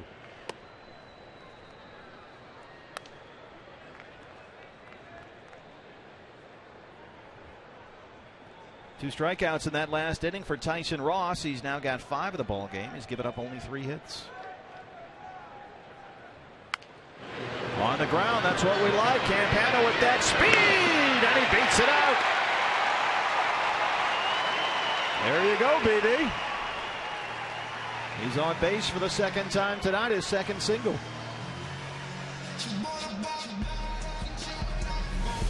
Boy, he is fun to watch. I'm telling you, puts so much pressure on the defense. It's a routine grounder toward the second baseman.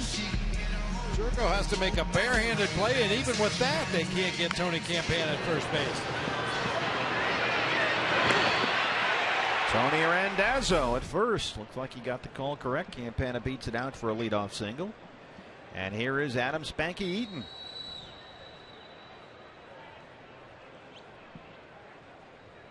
That gets through into left. Campana wheels up. Whoa! He'll put on the brakes.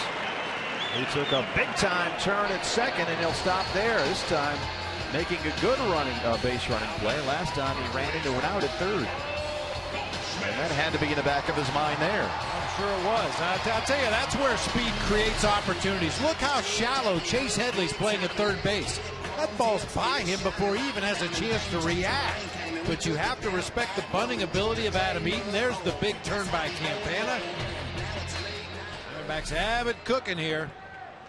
He's in that A.J. Pollock mode where he's always running with his head up, always taking that big turn, looking for the little sliver of an opening that would suggest he could take the extra base. Here's Goldie. Last time he tripled off the Padres bullpen wall and right. Yeah.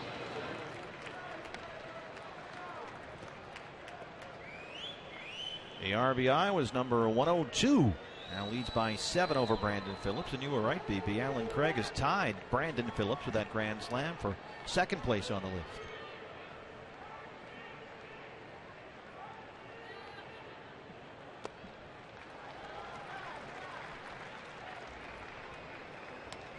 And you think about the revolving door that Goldie's had hitting in front of him in the lineup this year. Different guys in the number 1 spot, the number 2 spot, different effectiveness at times during the course of the season. But Alan Craig in St. Louis has had Matt Carpenter getting on base 2 or 3 times a game at the top of the order, and certainly Brandon Phillips in Cincinnati with Chu and Votto hitting in front of him.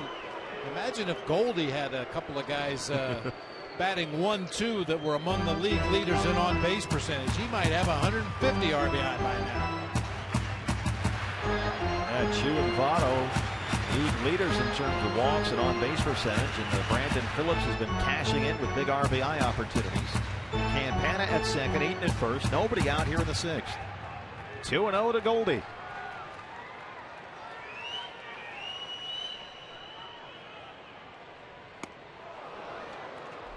This was Paul Goldschmidt back in the 4th, just missing an opposite field home run.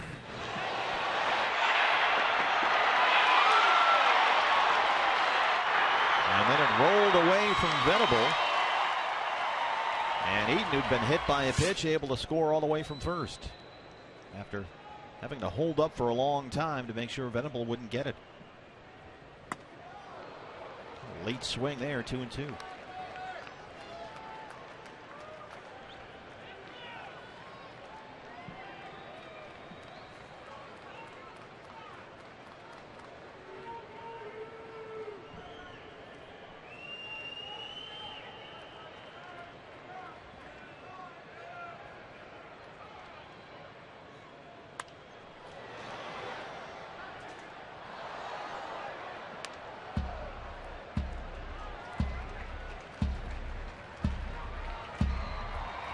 Almost 340 on the year with runners in scoring position.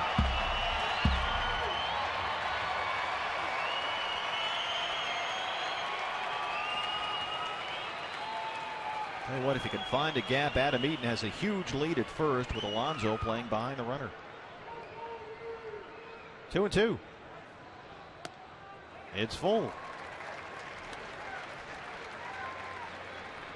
Boy, not only playing behind Adam Eaton over there at first base, but shading way over in the hole between first and second. Adam Eaton can get a huge lead over there at first base. Should be able to break up any potential double play. Probably will score from first base on a well-placed hit. 3-2.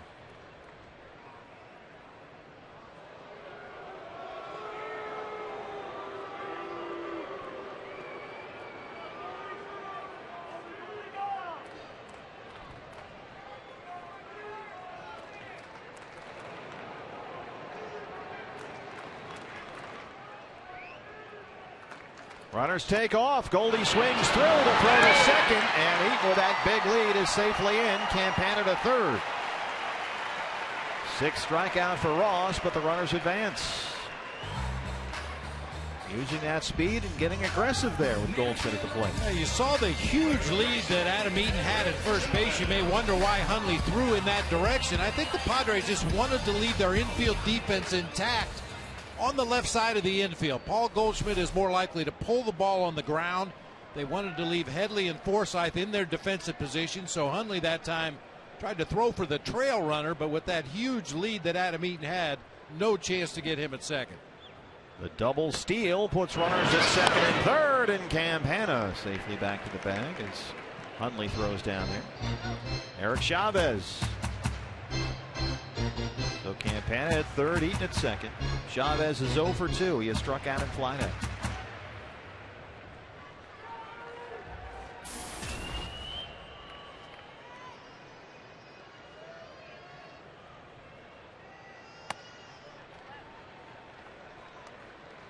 Eric was just starting to heat up again when he got hurt again. Hitting over 300 in his 12 games prior to that left knee strain. 11 RBIs in those 12 games. Every time his bat has had to leave the lineup, it's been missed. He's ahead 3-0.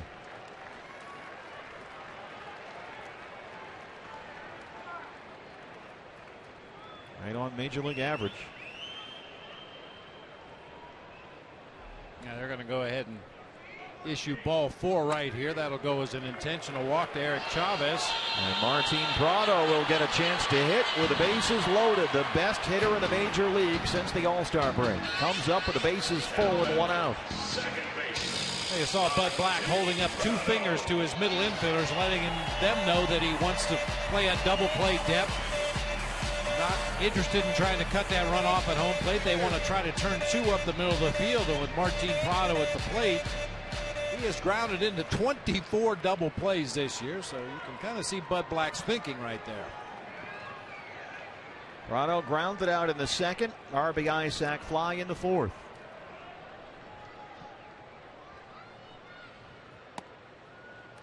Oh, 0-1. Only the Cardinals' Matt Holliday has grounded into more double plays this year than Martin Prado. Holliday with 28.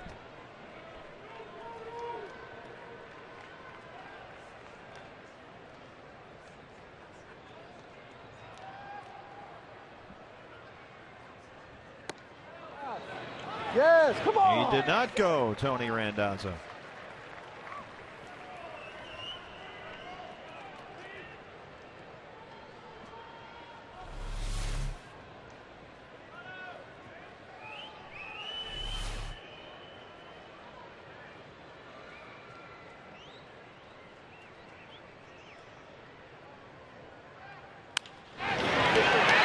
Gets through by Headley. Campana scores. Eaton scores. And the Diamondbacks take a 4-1 lead. Martin Prado. The numbers keep going up. No player in baseball has more hits since the All-Star break. Only Miguel Cabrera has more RBIs. See Headley maybe a step behind the baseline down there at third. That ball might have hit right on the edge of the infield grass, stayed down, got underneath the glove of Chase Headley. And the 2 Jackrabbits come around to score easily on that ground ball into left field. Third RBI on the night for Prado. Wow, he is something else. Miguel Montero.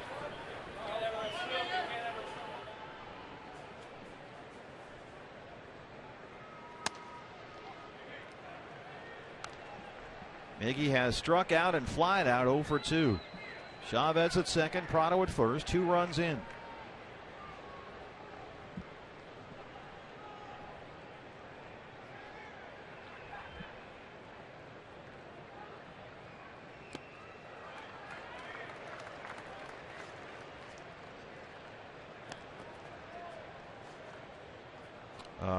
Not bad. Not bad. Wow.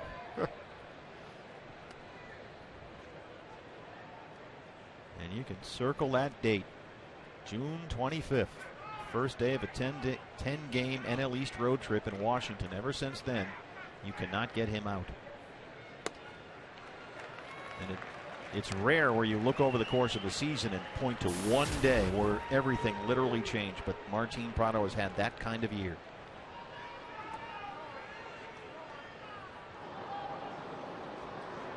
You know, Gibby gives a green light to his hitters on 3-0 counts, especially with a 3-run lead in the game. Watch this swing.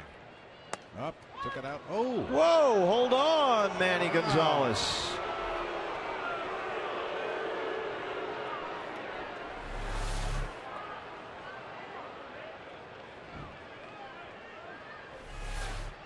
Borderline at best, might have just nipped the top edge of that strike zone.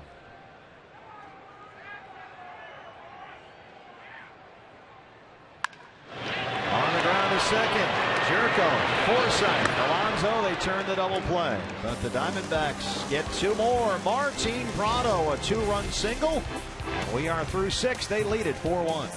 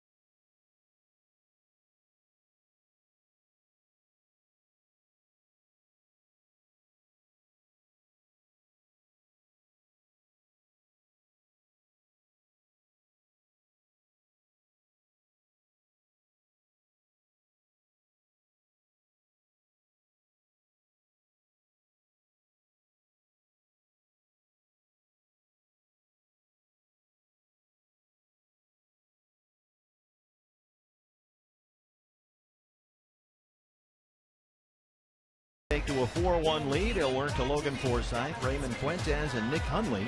6, 7, and 8 in the San Diego 7th. Brandon McCarthy has a very distinct track record. He will have a shoulder injury that will flare up about the same time every season. You can count on it like clockwork, and he missed 2 months this year. It was a little more extended this year than it's been in the past, but the record shows that once he returns from that shoulder injury, he is very good in the second half of the year. So hopefully the start against the Reds last week was just something of an outlier, and this is Brandon's return to form here tonight. Now, this is as good as I've seen Brandon McCarthy this year, going all the way back to spring training. His command, his pitches are crisp, the curveball's been good. Yeah, this is as good as I've seen him. Has mixed in some change-ups, especially the second time through the Padres order. He threw quite a few first-pitch change-ups to guys who are first-pitch fastball hitters.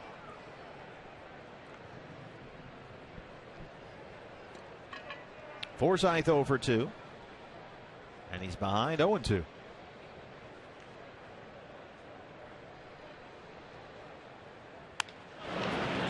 Fisted on the ground to Didi Gregorius. There's that arm, one away. Yuri De La Rosa, the left-hander, who had a very busy road trip, is warming up for the Diamondbacks. Just in case the Padres roll back around to the top of the order with something going here in the 7th inning, you've got Venable, Amarista, and Alonso, all three left-handed hitters, stacked up in the 1, 2, 3 spot in the Padres order. Raymond Fuentes 0 for 2 so far in his major league debut. He struck out his last 10.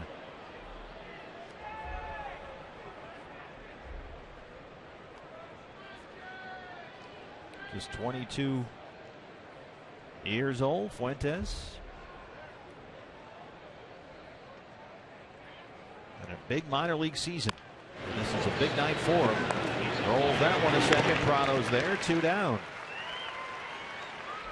Ram Trucks tools of the trade, and we've seen this, Bob, all season long. This is the one thing that has been consistent with the Diamondbacks, the defense. Yeah, occasional blip on the screen here or there, but for the most part, the gloves have shown up every night. Great anticipation, great hands, great throwing arms all around the field. Defense, Ram Trucks tools of the trade tonight. McCarthy now at 90 pitches, 59 for strikes. Especially impressive with Martin Prado when you consider how he has played musical chairs depending on where Kirk Gibson needs him defensively. He's played outstanding defense at third, in left, and tonight at second.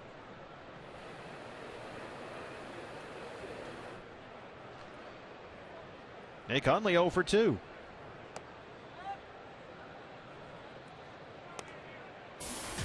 As you watch the pitch count here, keep in mind that Brandon has thrown more than 100 pitches only 5 times all year, and just 1 since his return from the injury.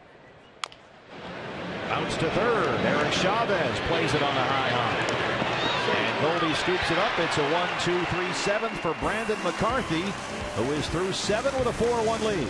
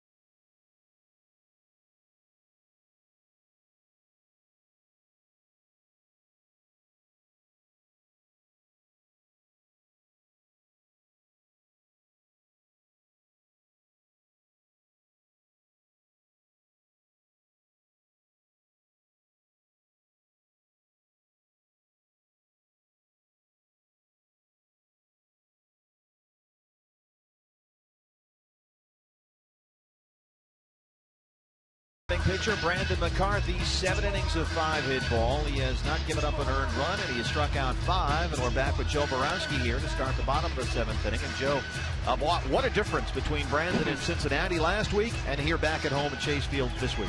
And the pressure was on him tonight. He had to go deep in this game, especially after that Phillies series. He had to get deep in this game to give that bullpen a rest. And after the first inning, it didn't look too promising. First 2 guys get on, but he did a great job of just managing the problems with that inning, and he has really looked sharp so far. What changed so quickly? The biggest thing I see, Steve, right now is he's pitching in and out, but he's pitching in. He's not throwing in. He's getting a lot of outs in with his pitches, with his fastball, with his cutter, sinker. He's able to get outs when he's pitching in, and that's opening up the entire plate. And you could see in his last start, everything was belt high right over the middle of the plate. And I guess tonight he's burying pitches down and in. He's working away, as you said, and it's working out. And exactly. And he's getting ahead of guys, too. Within those first 3 pitches, he's getting them in pitchers' counts where he's able to throw any pitch that he wants, and he's got a real good feel for all of his pitches tonight. Boy, what an addition, Bob, he would make down the stretch here as the Diamondbacks are fighting for their postseason lives. As Power pulls that one down the right field line. That's a fair ball. And Gerardo Parra's on the run. He pulls in a second with his 32nd double on the year. And that is career high 133rd hit of the year. Oh, it's good to see. Gerardo Parra really got the bat going on that last road trip, driving the ball to the opposite field, but this time turns around to Tyson Ross, pitch into that right field corner for a leadoff double. Yeah, he was 5 for 9 in the 18-inning game Saturday at Citizens Bank Park. So now 133 hits this year. That's a new career high for Parra. Didi Gregorius has singled and flying out, 1 for 2. What did you think of the road trip, Joe? Oh, I don't envy them. That's a tough road trip when you're going on that. You go all the way east, and you come back to Cincinnati, then you got to go east again, playing all those long extra inning games. That right there, it is not easy at all. We were near God's country, as you yes, referred you were. to, New Jersey. You know, there's nothing like that. You know, the smell in the air, just you feel alive while you're there driving down the Jersey Turnpike. It's the chemical waste that sort of invigorates you, I think. Absolutely. Kid, there's actually a lot of people don't realize this about New Jersey. There's a lot of rural parts of the state. There is. I tell everybody, if you go to the north and south, it's absolutely picturesque. You got to avoid the middle part of the state, and unfortunately, that's right where the turnpike runs right through. It's just like pitching. Stay out of the middle. Stay out of the middle. Work the corners. Good philosophy. New Jersey, work the corners. It is the Garden State, right? Yes. Yeah. Oh, look at that. There you go. See, Bob knows. He'll be on Diamondbacks Live right after the ball game, analyzing Brandon McCarthy's big night. Didi's ahead 3-0 here.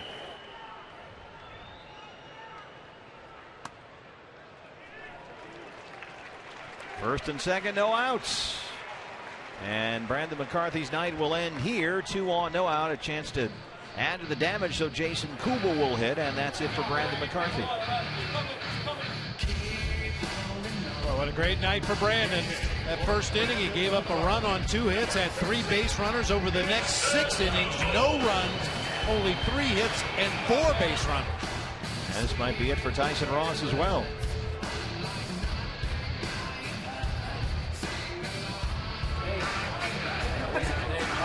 There it is, Brandon McCarthy. After that first inning, only 3 hits. They were all singles. He was outstanding. Tyson Ross leaves, responsible for 2 and trailing at 4-1. Back after this.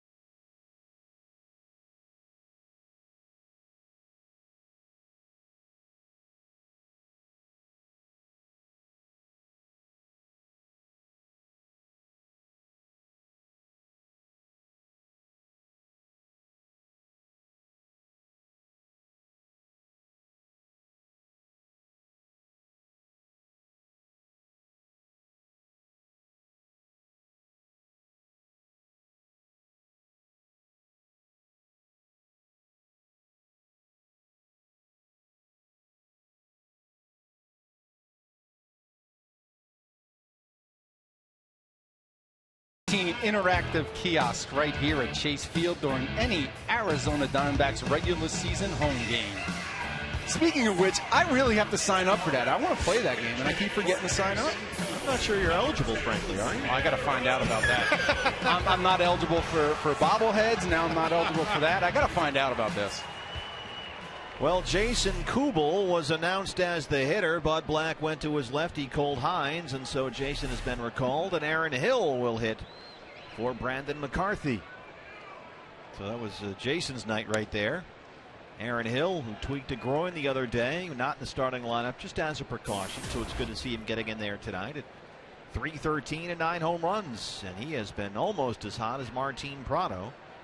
Aaron hitting almost .380 over his last 25 games. Bounces that one foul.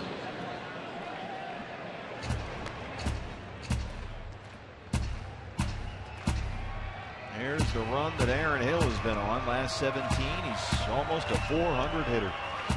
Well, if we get a look here, take a look at Aaron Hill's, especially his right elbow as he takes his stance there in that right-handed batter's box. It's just all dinged up and bruised and scar tissue. That's what a ball player looks like at the end of the season. That one gets behind Hundley. Fire to third, Gregorius to second.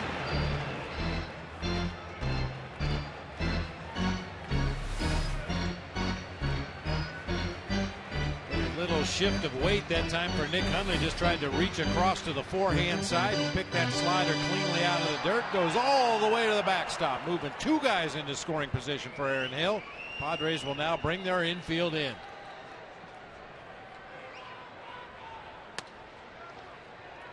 Three and one. Here's a shot of it. Yeah, just scars, open sores, bruises.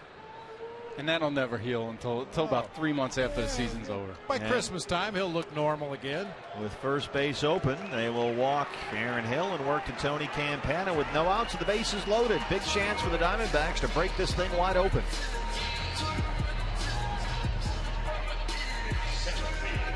And Campana's 2 for 3, a couple of singles, he scored a run. Now, is this a situation, Bob, where you want him to hit it on the ground? Well, you know, with the infield drawn in, you'd like to think he could slap it by one of the Padres. I think this might be the one situation where you really wouldn't mind if Tony lifted a ball in the air to the outfield, as long as it was deep enough to score Gerardo Parra from third base. But under normal circumstances, Tony Campana's job is to get on base, and that's when you want him to put that ball on the ground, take advantage of that speed. Now he's playing the role of a run producer with the bases loaded. That is on the ground. Headley comes home to get the force. No, he's off the plate. The run scores. Headley to Hundley, but Hundley missed the plate. Manny Gonzalez says the run is in. Well, we'll get another look at it, but Hundley, he lifts his foot in the air. When he puts it back down, he's off of that corner of the plate. Now, let me ask you this. I've seen plays at second base, we all have, that were 100 times worse than that. That was, I think Bud Black can say, look, isn't that just close enough? I think right there what he's trying to say is he's trying to watch the foot and guess where he's catching the ball, because you can't see both at the same time. He kind of slid his foot across home plate like he was playing second base right there. The old neighborhood play. That's the way catchers are taught on those force plays at home, to start at the back of the plate. The feeling being that as you go to receive that ball, you can drag your foot across the plate. Oh, see, he's watching the ball and then looks down and sees his foot off there. Tough to see. I mean, Manny Gonzalez was right there looking at the foot all the way. Right on top of it, calls it immediately. And they rule that E2. That is an error on the catcher. The run scores. It's 5-1, and the bases are still loaded.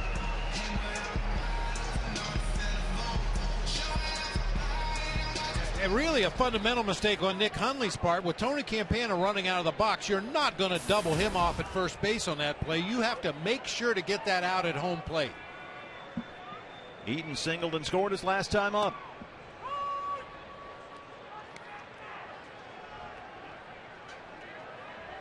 Tell you what, Joe, they may not give you bobbleheads, or you might not get to play Kachinko, but one more run here and you'll get tacos just like everybody else.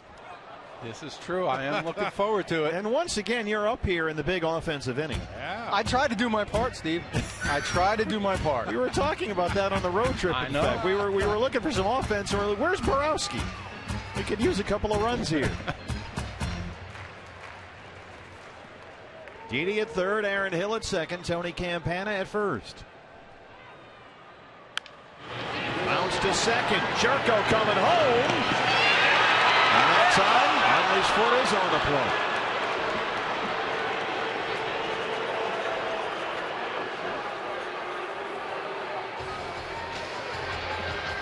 A little more definitive. Took his time, made sure to have his foot on the plate that time. Kind of a risky play by Jerko to wheel around after going up the middle of the field. Backhanded play. And Didi took one in the grill right there. Ooh. And now Bud Black will double switch after arguing with Manny Gonzalez. He'll go over there for some clerical work. And we'll see a change in the outfield. Kristen Orphea comes in.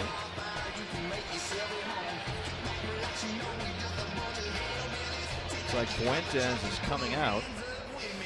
And we'll have a new pitcher. Base is still full of Diamondbacks in the seventh. I feel so close to you right now.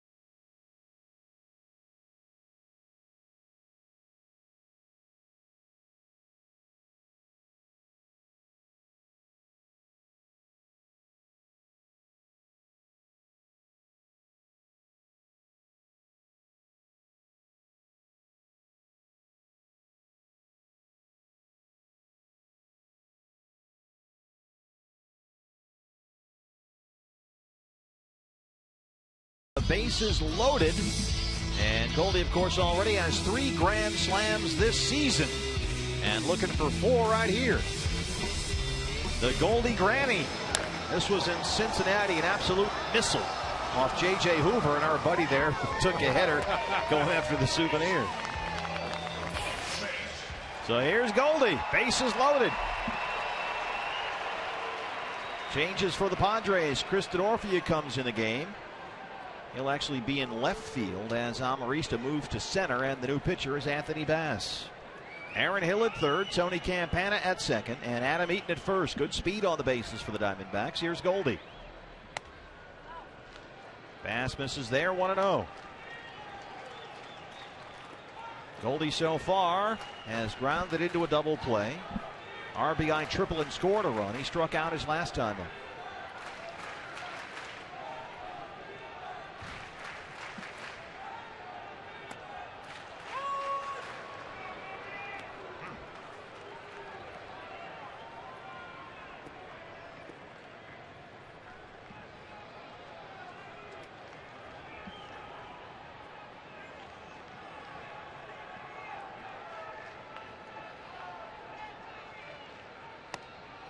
Two and one. Get the feeling if Paul Goldschmidt's going to do any damage in this situation, it's going to be to the opposite field. Bass just doesn't look like he wants to throw anything close to the middle of the plate. Would you? No. But we know Goldie, he'll shoot one out that way. Sure will. We've Just seen missed him one, do it. actually, with his triple back in the fourth inning. So how do you pitch Goldie in this situation? You got no place to put him, as they say. Well, you saw the biggest thing, especially here, Goldie right on that pitch, just missed it. But you saw him with his first pitch. He's trying to get ahead, and Goldie did a great job of laying off that. Ideally, if you do get ahead, you want to show in, and then you're going to try and get him back out away. But right now, he's just hoping that he's going to swing at a pitch right here. On the ground to third, Headley, Jerko. Goldie beats it out, the run scores. Hill is across at 6-1.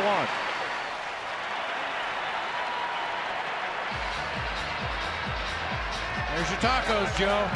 And that's a great job by Eaton taking out Jerko on that play. Boy, really nice slide by Adam Eaton. And a full head of steam going into Jerko right there. Just gets enough of him to disrupt that throw. And with Goldie hustling down that first baseline, that gets him an RBI.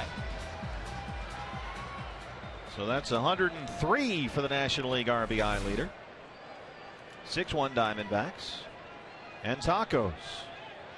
Campana at third, Goldschmidt at first. Eric Chavez walked his last time up. He's 0 for 2. I know what I'm eating for dinner tomorrow night.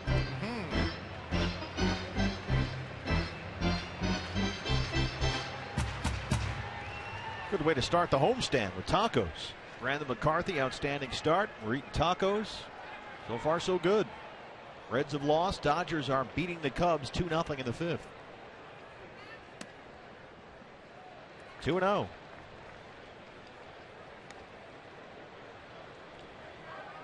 Eric Chavez, like Miguel Montero, activated from the DL today. Xavi has been out since August 9th with a left knee strain. And you don't know if this is the reason, but a lot of times you get two guys back from the DL. Sometimes it energizes your lineup. Looks like everybody's playing with a little extra pep in their step tonight. So keep an eye out for maybe Xavi and Miggy might kickstart this offense a little bit. Maybe can go on a run. And that's the one thing the Diamondbacks, Joe, haven't had this year. They haven't had that stretch where they've won 12 of 15 or 18 to 22 or whatever it is. They haven't been able to put together that run yet. And you're at the point in the season now, Steve, where they need to do that. Yeah, they need to do that to get back into this race. Every team, it seems, has that stretch. Yeah. It might be May, it might be July.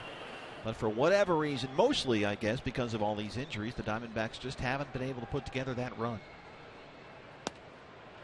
And in the meantime, the Dodgers went 42-8 over a 50-game stretch. Bases full again.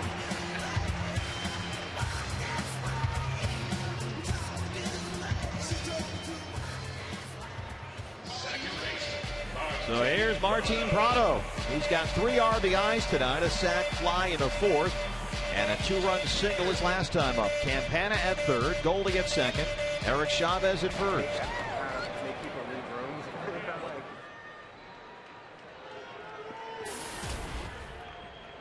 Could this be an ambush at bat here for Martin Prado, a guy that normally stands as still as a statue that first pitch?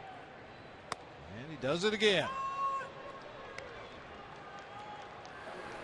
Martin just hit 370 with 13 RBIs on the Diamondbacks' 10-game road trip.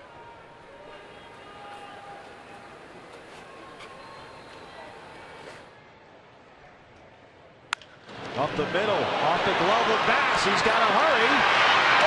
Throw pulls it off the bag, but Alonso gets the tag, and that's the inning. But the Diamondbacks get 2 more. They lead it 6-1 as we head to the 8th inning. Joe Borowski, thanks a lot. We'll see you on the postgame show. Looking forward to it, guys.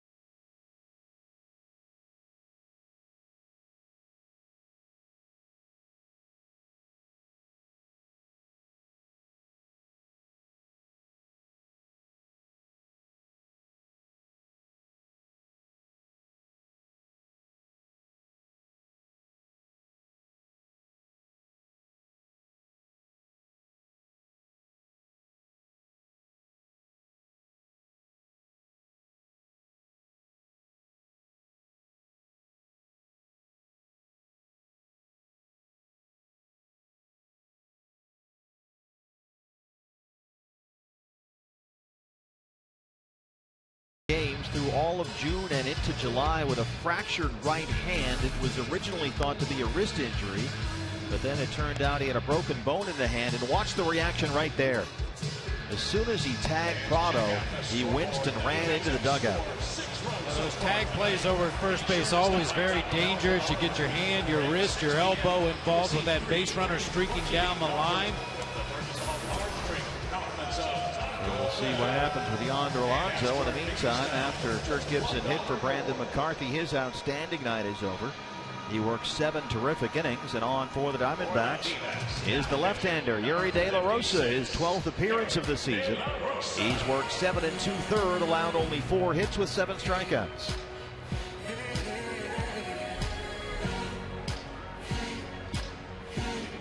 They'll face a right-handed hitter to start the inning in Chris DeNorfia, who came in as part of the double switch there in that bottom half of the 7th, but then back-to-back-to-back lefties for De La Rosa.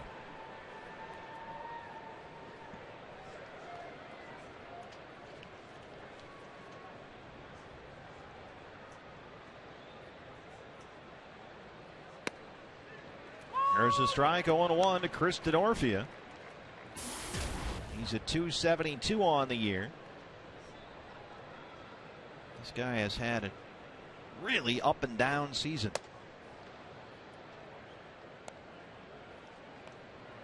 He hit over 300 in both April and May, then suddenly crashed, had a 51-game stretch through June and July, during which he barely hit 200. But he is back up over 300 for August. In fact, 333 over his last 10 games. And as we know, and have we seen, he is a Diamondback killer.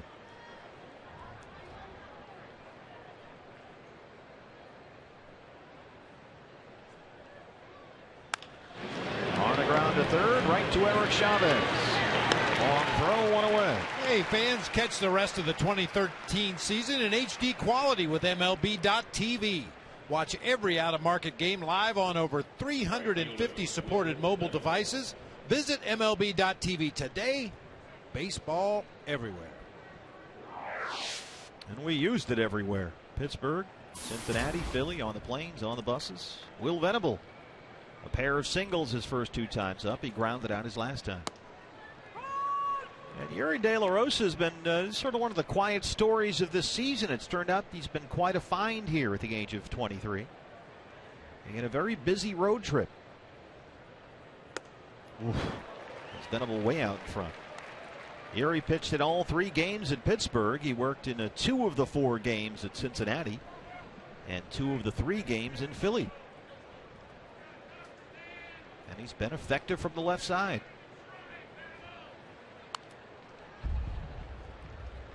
On the road trip, he pitched a total of 4 innings, gave up only 2 runs on 4 hits.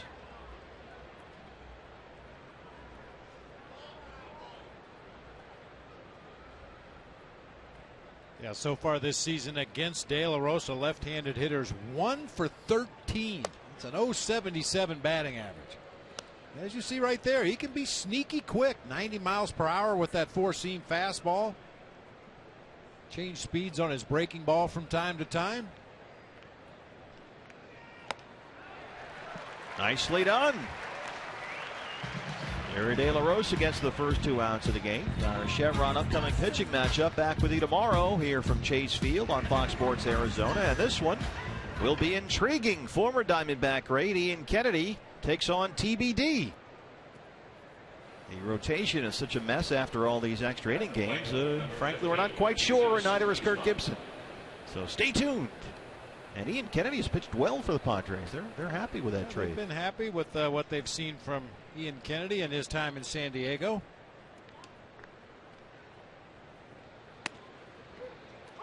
Jesus Guzman will hit down.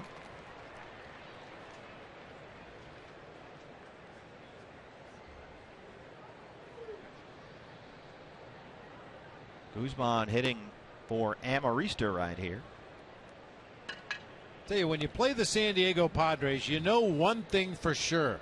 They're going to use 4 or 5 or 6 or 7 or 8 different outfielders over the course of the evening. They move guys around depending on whether they have a lead in the game.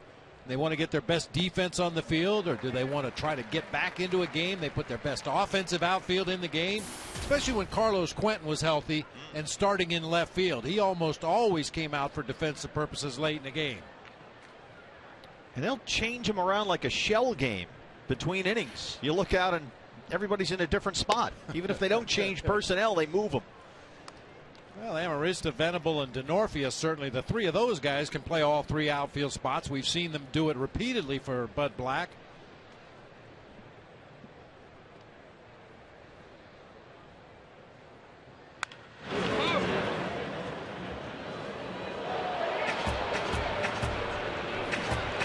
That one almost ate up Ernie Young down there.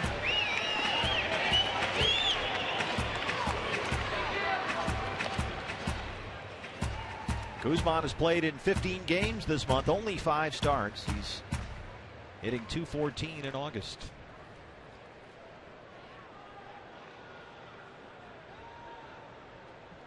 Well, the Padres injuries, whew, they got a lot of guys out.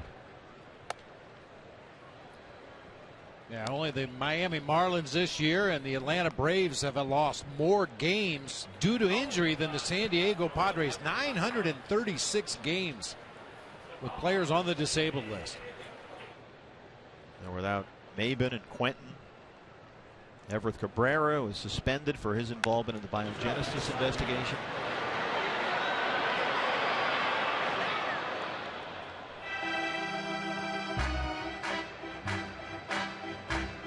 And even the guys that are playing tonight have missed time. Alonso missed a month with a hand.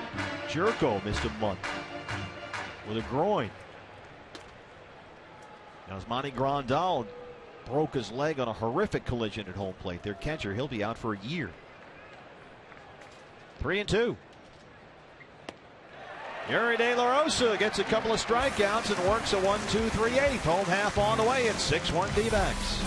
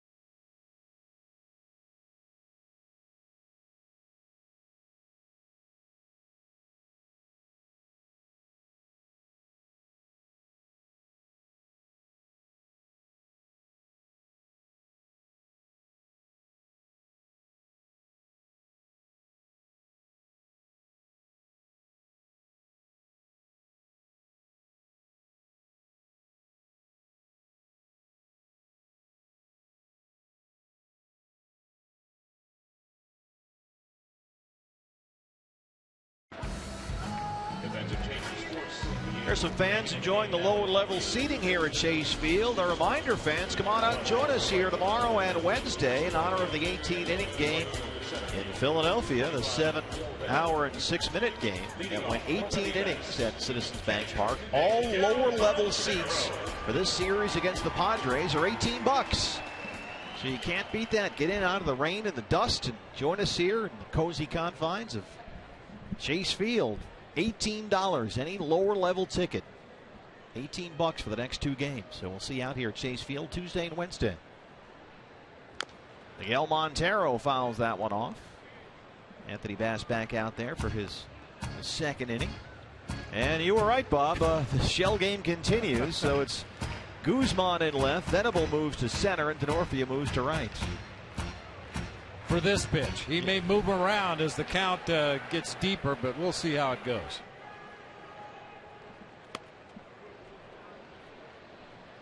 Making his first game back from the DL is 0 for 3. Hasn't played since July 28th with that lower back strain.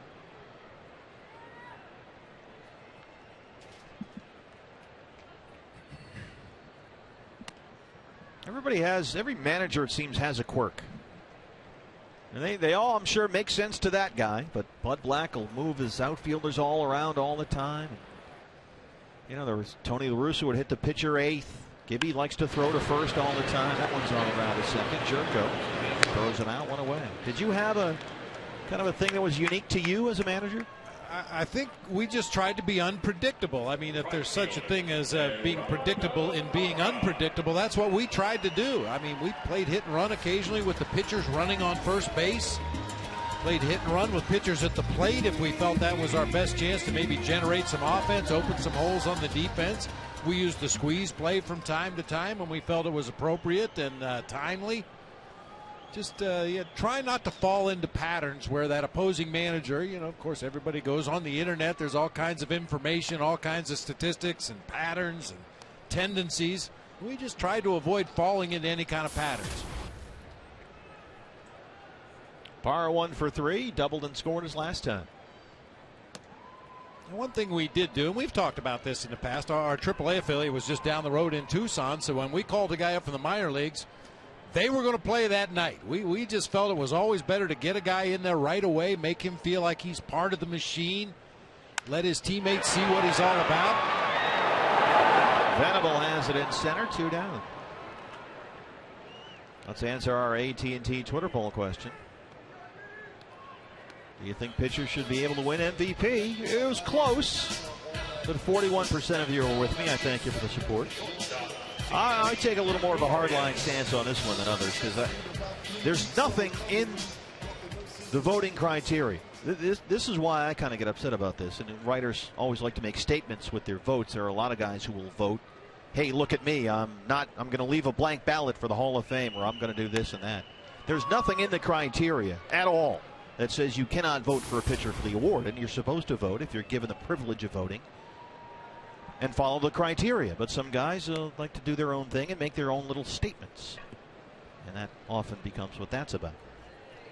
I think Yadier Molina should get some Cy Young votes for what he does for a pitching staff. What about that? Well, you're not predictable, I'll give you that. Didi has got his second hit. He's been on base 3 times, 2 singles and a walk. Bullpen's quiet. Impressed with the early Yuri De La Rosa's 1, 2, 3. He didn't throw a lot of pitches. In fact, they were so impressed he's going to hit. How about that? So go get him, kid. It's your ball game. Bullpen, except for Yuri, is going to get a night off. And we're checking to see if this is his first career at bats. Yes, it is. First major league at bat right now for Yuri De La Rosa. So buckle up. It's not good when the hitting coach is laughing. Drives it to right, to Orphea. Well, he gave it a ride. Close. Shot it in the air. We'll head to the 9th. All smiles at Chase.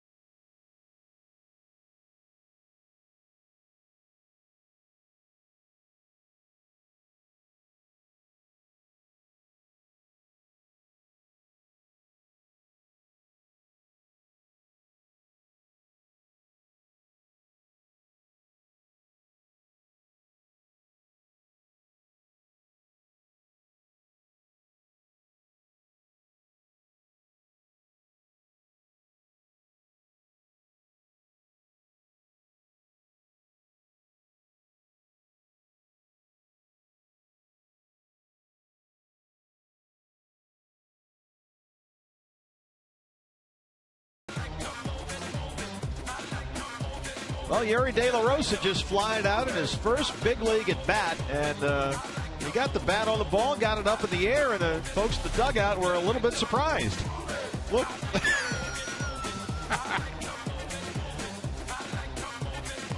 Patrick Corbin. J.J. Putz.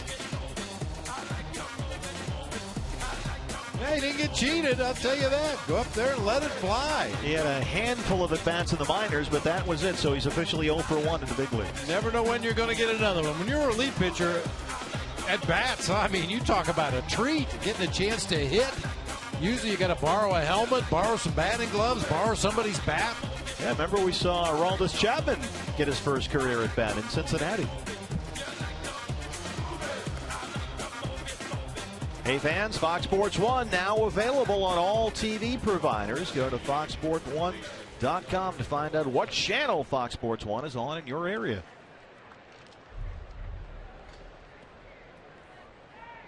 So we're here for the 9th. Theodore Alonso will hit, so it appears that his hand is okay. That's certainly good news. The hand got a little shaken up after he applied a tag on Martin Prado to win the previous inning. Speaking of fingers and hands. Driven to center. Tony Campana tracks it down. Tell you what, you got Eaton in left, Campana in center, and Parra in right. You are going to track down some balls in these gaps. Boy, and Tony, you can see him in the back of the picture there, gets a good jump. Playing center field, outfielders will always tell you, playing center, it's a little easier to get a jump on the ball. You see where it is, whether it's inside, outside, down the middle. Is it high? Is it low? You see the batter's bat come through the hitting zone. You usually get just a little bit of a better jump out there in center field, and Campana's as good as they get with his jumps. People think the best fielder or defensive outfielder is the center fielder, but people tell me that all the time. Center field's actually the easiest one to play. The balls that are hit that direction are usually pretty pure. Either they have backspin or topspin. The line drive hit right at the center fielder is the toughest one for anybody to judge. Jed Jerko. And obviously the corner outfielders, you're dealing with some side English. Occasionally a ball will either hook or slice in your direction, be moving a little differently, but a little bit easier to track them in center. And there's no walls to contend with on either side of you. Obviously there's one behind you, but frees you up a little bit more.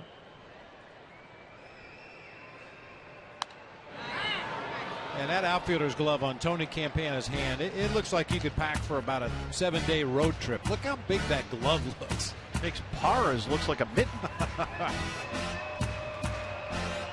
That is huge. And he wears it just barely hanging off his fingertips. You can see his whole palm is out of the heel of the glove. That glove is not, according to rule, be allowed to be any longer than 12 inches. But when you wear it off your end of your hand like that, you're talking about 15 or 16 inches long. Third strikeout tonight for Yuri De La Rosa, and the Padres are down to their final outs. Jerko's had a really tough night. He has struck out 3 times and been hit by a pitch. Back with you tomorrow. Pregame Diamondbacks Live, 6 o'clock on Fox Sports Arizona, as Ian Kennedy faces his old team. Here's Chase Headley. Stay tuned tonight for the post-game show. And you can see on Diamondbacks Live, Kirk Gibson tell us who's going to start that game tomorrow against Ian Kennedy. We're still not sure. And join us here at Chase Field tomorrow and Wednesday in honor of the 18-inning game in Philadelphia Saturday night. All lower-level seats at Chase Field, $18. So come on down to the ballpark and watch Ian Kennedy take on the Diamondbacks. And De La Rosa's a strike away here.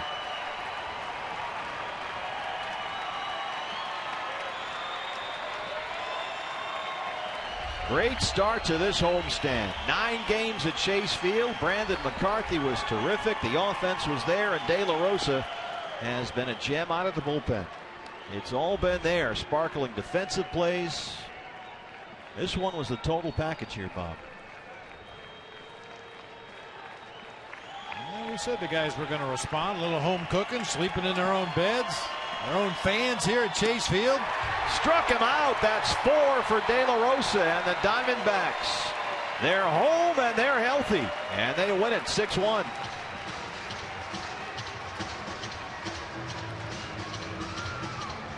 Three against the Padres, 3 against the Giants, and 3 against the Blue Jays as they try and scramble and make up ground in the NL postseason chase, and you couldn't have drawn up a better start. Great start to the homestand. Obviously, the Diamondbacks are going to need some help from somebody else, but all they can really worry about right now is taking care of their own business.